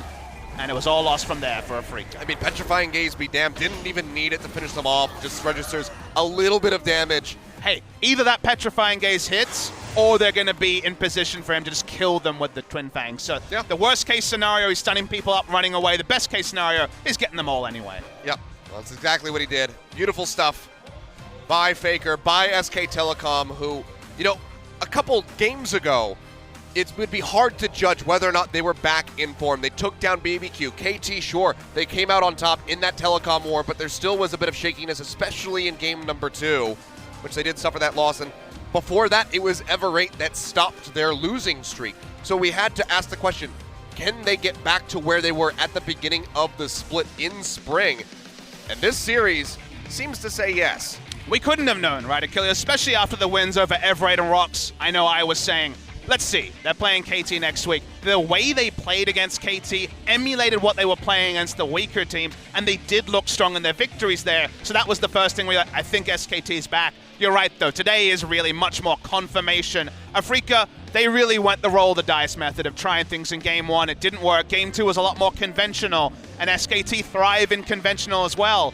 And now it feels like SKT have earned their high expectations from the past. It feels like we can talk about the nebulous SK Telecom T1 and not just the team that we've seen perform in the last couple of weeks. MVP could certainly have been Faker, who had a wonderful game. Yeah. Peanut got the Baron steal. Peanut was very consistent over the course of this series, and he'll pick up the Game 2 MVP.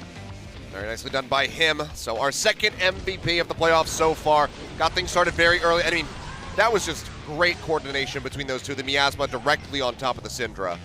And his Gragas has been excellent today. His Zac also notable in previous series. You're right, Peanut had a great series. It still goes through the Gecko. He's not willing to go Cinderhulk Gragas. Cinderhulk is a bit of a dirty word for him, even if the Zac worked out. SK Telecom around Peanut played a smart game, and Spirit started off this one off with a bit of a nightmare, not picking up a jungle item. Didn't end up being punished for it because they got the hook onto Peanut that we decided to not show in his MVP. So picking up an MVP after giving double buffs to a Caitlyn, somehow that worked out for the side of SKT and Peanut. But the team fighting phase, where they had the ability to hook someone, Trundle Pillar, and also Cask the rest of the team away.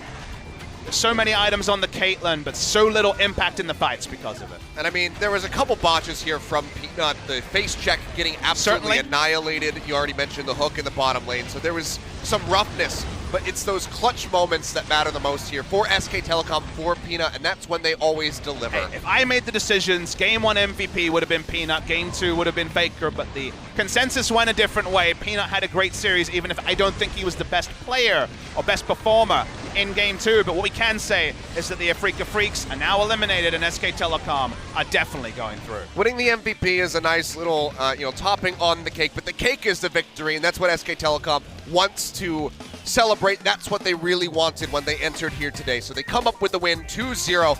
And, we get to hear from the entire team anyway, so it doesn't matter if you're the MVP. I believe we have everybody on the stage, so we're going to go ahead and throw it over to Joel for the translation.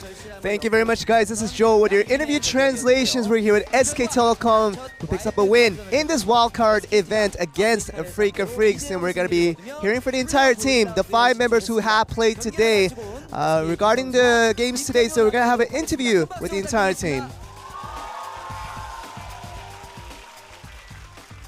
네, 병 선수 오늘 아프리카와의 와이드 카드전 승리를 하셨는데 소감. Bang, you got the win today in the wildcard. How do you feel? 앞으로 또 이틀 3일 간격으로 바로 경기가 We do have a game coming out right after 3 days. 경기 생각해야 될 것 같아요. So I think all we're focusing is about the next game that's coming up. 네. It's definitely your first wildcard game ever in your career. What did it feel different coming into this series? 좀 많이 다르죠. It definitely, I do have a different mindset coming into this one. 스프링 때는 아마 1위로 이제 기다리는 Yeah, in spring we were actually in first place, waiting for all the other teams to really contend with each other to decide who will be facing us in the finals. But it's really the complete opposite. So it's a very interesting event that we get to be in this position. 부담이 많이 되는 So a lot of pressure is being put on us with our position here. 1세트 또 MVP를 가졌습니다. You did get the MVP for Game 1. 경기 실제로 하면서 어땠어요? How did you feel throughout playing that Game 1? 저희가 좀 고려를 했던 챔피언 조합이었어요. We were actually expecting this sort of composition from our opposition. And we saw these players, and once we were observing the data, they had played those kind of specific champions, and especially using that ardent sensor to their benefit. So we figured they might use it this time around, and it was exactly to our expectations. So we were pretty prepared for that composition.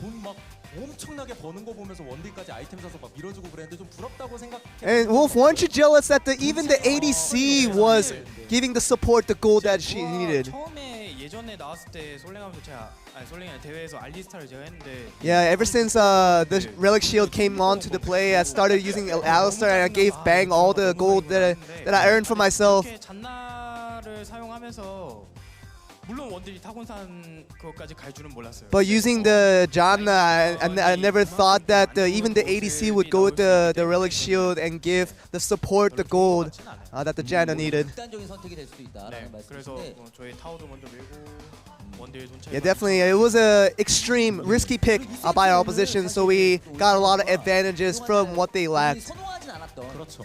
블리츠크랭크를 빠르게 칼피. And it seemed like you weren't a big fan of Blitzcrank, but you ended up with that pick in Game 2. How did you end up with that? 준비는 했는데 준비 과정에서 정말 좋게 나왔었는데. Yeah, we prepared that pick, and during our preparation, the results were great.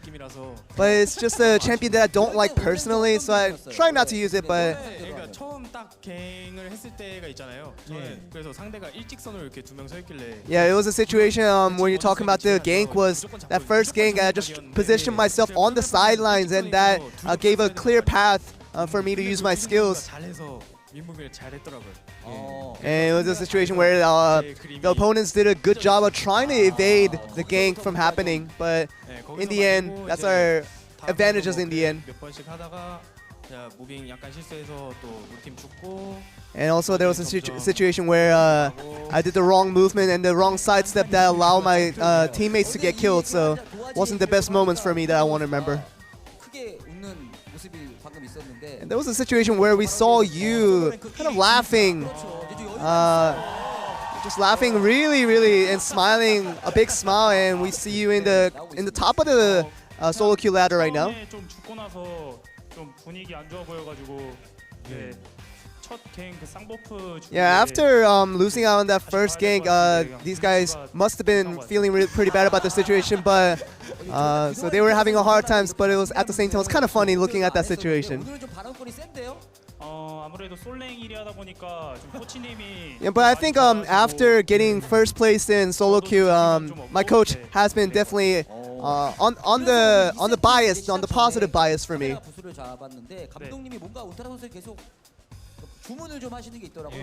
And it just seemed like the coaching staff was really giving you a lot of orders in the booth. 그냥 더 잘해라.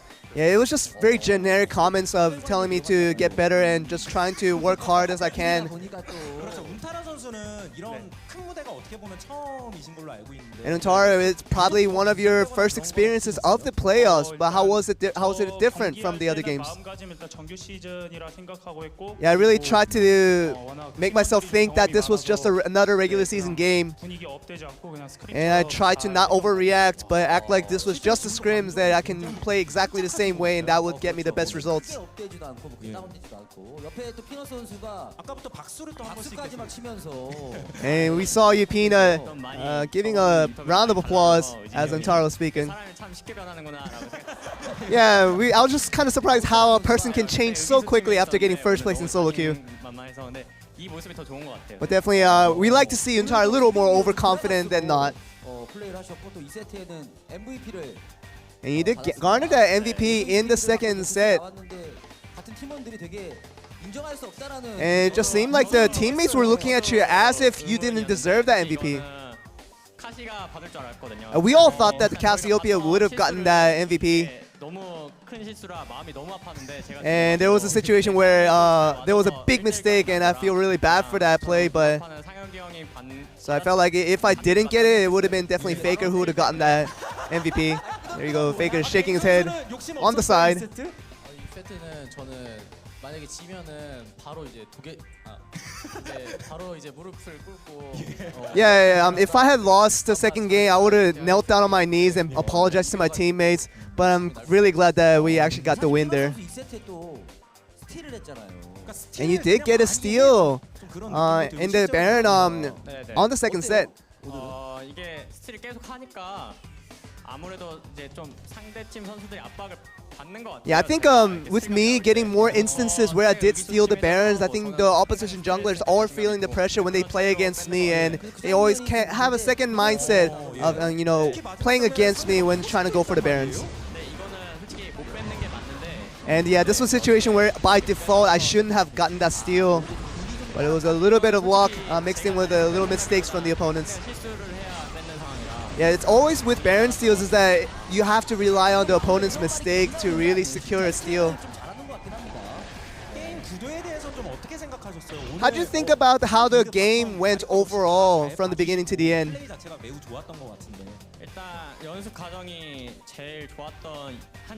I think this week especially was one of our best week of practice, and we were really satisfied how the results came along in regards to practice, and we just thought that we wanted to transition that over to the actual games today. So we really thought that we had a good chance to win today. We're going to move on to the guy who's shaking his head once he thought that he deserved the MVP. 사실상 MVP라고 하셨는데 못 받아서 기분이 썩. You said someone who deserved the MVP should get the MVP, but I didn't get it, so I'm confused. 그런 것 같은데 So modest. 그 아까도 That FLICKR 잠깐 guy. 다른 선수들이 말을 하긴 했습니다. 페이커 선수 입장에서도 이제 차근차근 밟고 결승까지 가는 과정이. And a lot of people did, especially your teammates, talked about the step-by-step into the finals. 해야 되는 걸로 알고 있는데 결승전까지 가려면 그게 사실 승률을 50%로만 잡아도. Yeah, I think if we have to make multiple wins to get to the finals, we can't rely on a 50% win rate to get there. So. 굉장히 잘하시는 것 같아요. 계산 능력이나. 네. 굉장히 또 계산 그게 바로 되네요. 크템 선수도 되게 계산적이시잖아요. 저는 아예 그런 거에. He's talking about FLICKR's math skills, trying to compare Cloud Templar's math skills with that. And Peanuts applauding for FLICKR's math skills. 아니, 페이커 선수 알아드시라고. 예, 원래 그거 예. 이렇게 실명제로 가는 건가요? 아니 뭐 갑자기 예, 근데 저는 피넛 PD님께서 선수 뽑긴 했어요. But I did pick Peanut for the MVP. 선수를 많이 좋아하시더라고요. 예, 저 피넛 선수 Yeah, it seems like you like Peanut. You like the jungler players, Cloud Templar. 뭐 하시는 거예요 지금? 와이드카드 저 인터뷰 피넛 선수한테 마이크 좀 아니에요. 페이커 선수 인터뷰 중에 지금 예, 자꾸 예, 알겠습니다. 편가르시고 너무합니다. 네. 그래서 이제 페이커 선수 오늘 또 갈리오와 카시 플레이를 하셨는데 사실 갈리오 픽은 But in the end, you picked up Galio for the first game, which is what we want to go back to. 같은 그런 챔피언인데 오늘 And it just seemed like a staple pick for you, actually, you picking it up for the first pick in the draft. 뭐 일단 저희가 갈리오가 이번에 상대 쿠로 선수도 잘 쓰고 그래서 Yeah, Galio was a multi-purpose pick where we knew that Kuro was very talented in that pick. So, you know, taking it away from him and using it for ourselves was a double benefit for our composition. 안 좋았기 때문에 But, you know, with my form not being at its highest, that was a situation where we kind of regretted that we should have went with a different pick, but 졌든 안 졌든 유동적으로 선택하려고 합니다. it was a pick that we were going to go with regardless of the situation. 유동적으로 좀 가신 건가요? 뭐 심연에 가면은 바로 올리셨던 걸로 And it just seemed like the item choices were interesting as well. 갈리오가 최근 버전에서 아마 심연의 가면이 너프된 걸로 알고 있는데 Yeah, it seems like the 심연의 가면이 아니라 적응형 the Abyssal Scepter is a little bit nerfed this patch, and but we still went with a composition-based item, so that's why we went with that item. 카시오페아 할 때는 상대가 AP가 많아서 And with Cassiopeia's, 원래는 영겁의 지팡이를 많이 가는데 you usually go with a Rod of Ages, 카탈리스트가 제로팀이라서 괜찮을 것 같아서 갔어요. but we just went with the Catalyst just to go with the full build that we would eventually get to. 그럼 또 울프 선수가 도화지 아까 찢어져서 좀 섭섭해하시는 울프 선수 오늘 인터뷰 분위기는 좀 만족하시나요? And Wolf, are you happy with the interview so far with all the comments made by different players? 예, 철없던 친구 성숙해진 것 같고. I think this immature player got a little bit mature today, 예, 여기도 so that's the one good thing. 오늘 괜찮네. 저만. So I think, yeah, all these players, they're getting a little bit mature, so I'm happy for these guys. SKT 대표로 우리 울프 선수가 So as a representative of SKT Wolf, 하지만 이제 남은 경기들이 또 중요하다. we have a lot of games still left over to eventually win that finals. Would you like to say anything in regards to your current situation? 네, 이제 오늘 경기력이 사실 완전 깔끔하게 나오진 않았잖아요. I think today's games weren't as clean as we wanted it to be, 저희 연습도 정말 열심히 하고 있고 but we are practicing much harder from day by day, and 앞으로 경기력은 더 좋아지고 you can expect our performances to go up, you know, with each game that we play. 팀 팬분들은 얼마나 걱정하시겠어요. And of course, you know, with us, you know, in this position that we have to take a one step by step, you can imagine how the other fans are worried about, you know, their team facing up against us.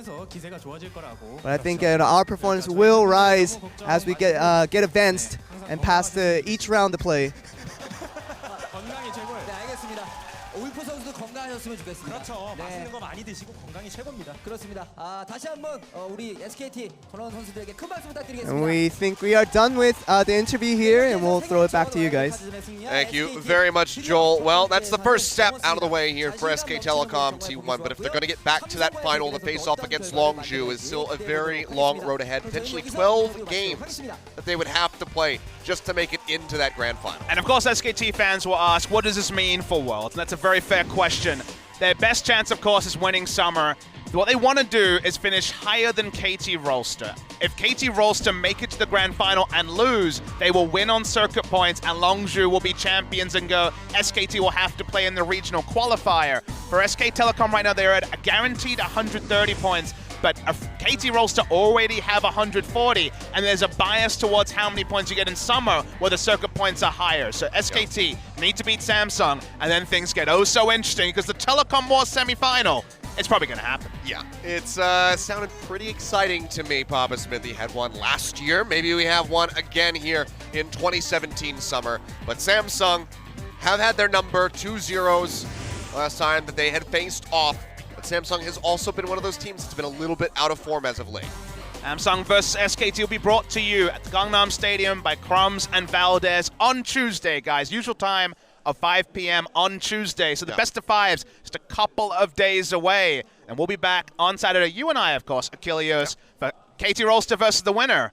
Afreeca Freecs, this ends their hunt for the playoffs. They once again lose in the wildcard. 4 seasons in a row of 5th spot has been the reality for Afreeca. If you're an Afreeca fan, you're in the Worlds qualifiers, basically there. You will not be going to Worlds unless you can run the gauntlet. They'll be starting around the middle. They'll be higher than MVP, but we'll still have to win a best of 5 and then probably have to face SKT, Longzhu, Samsung Galaxy, or KT Rolster. One of those will get pushed out. Yeah, but this the sad theme continues for the Afreeca Freecs. Still have not picked up a game in the playoffs. Well, at least they have a goal now, Achilles. They got to finish 3rd.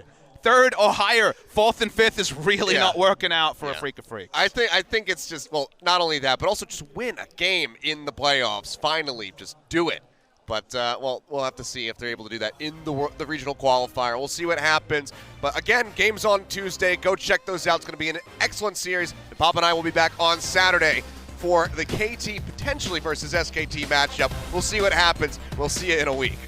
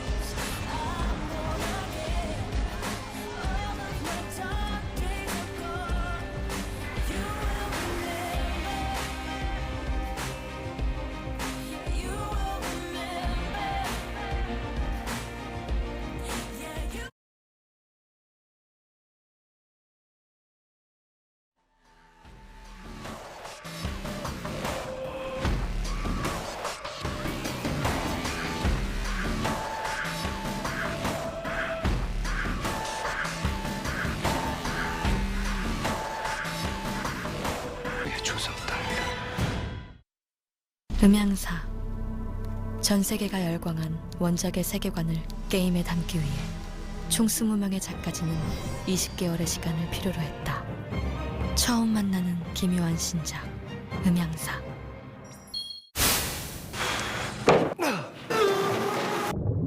내 모든 것을 쏟아부은 순간 파워의 끝에서 파워가 시작된다.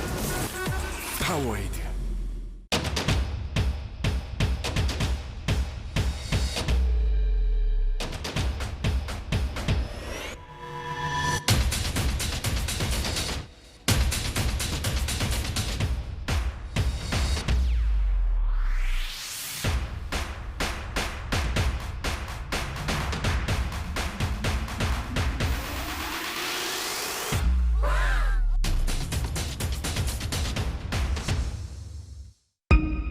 그럴 때 있잖아 다이아 3,000개 받는 기분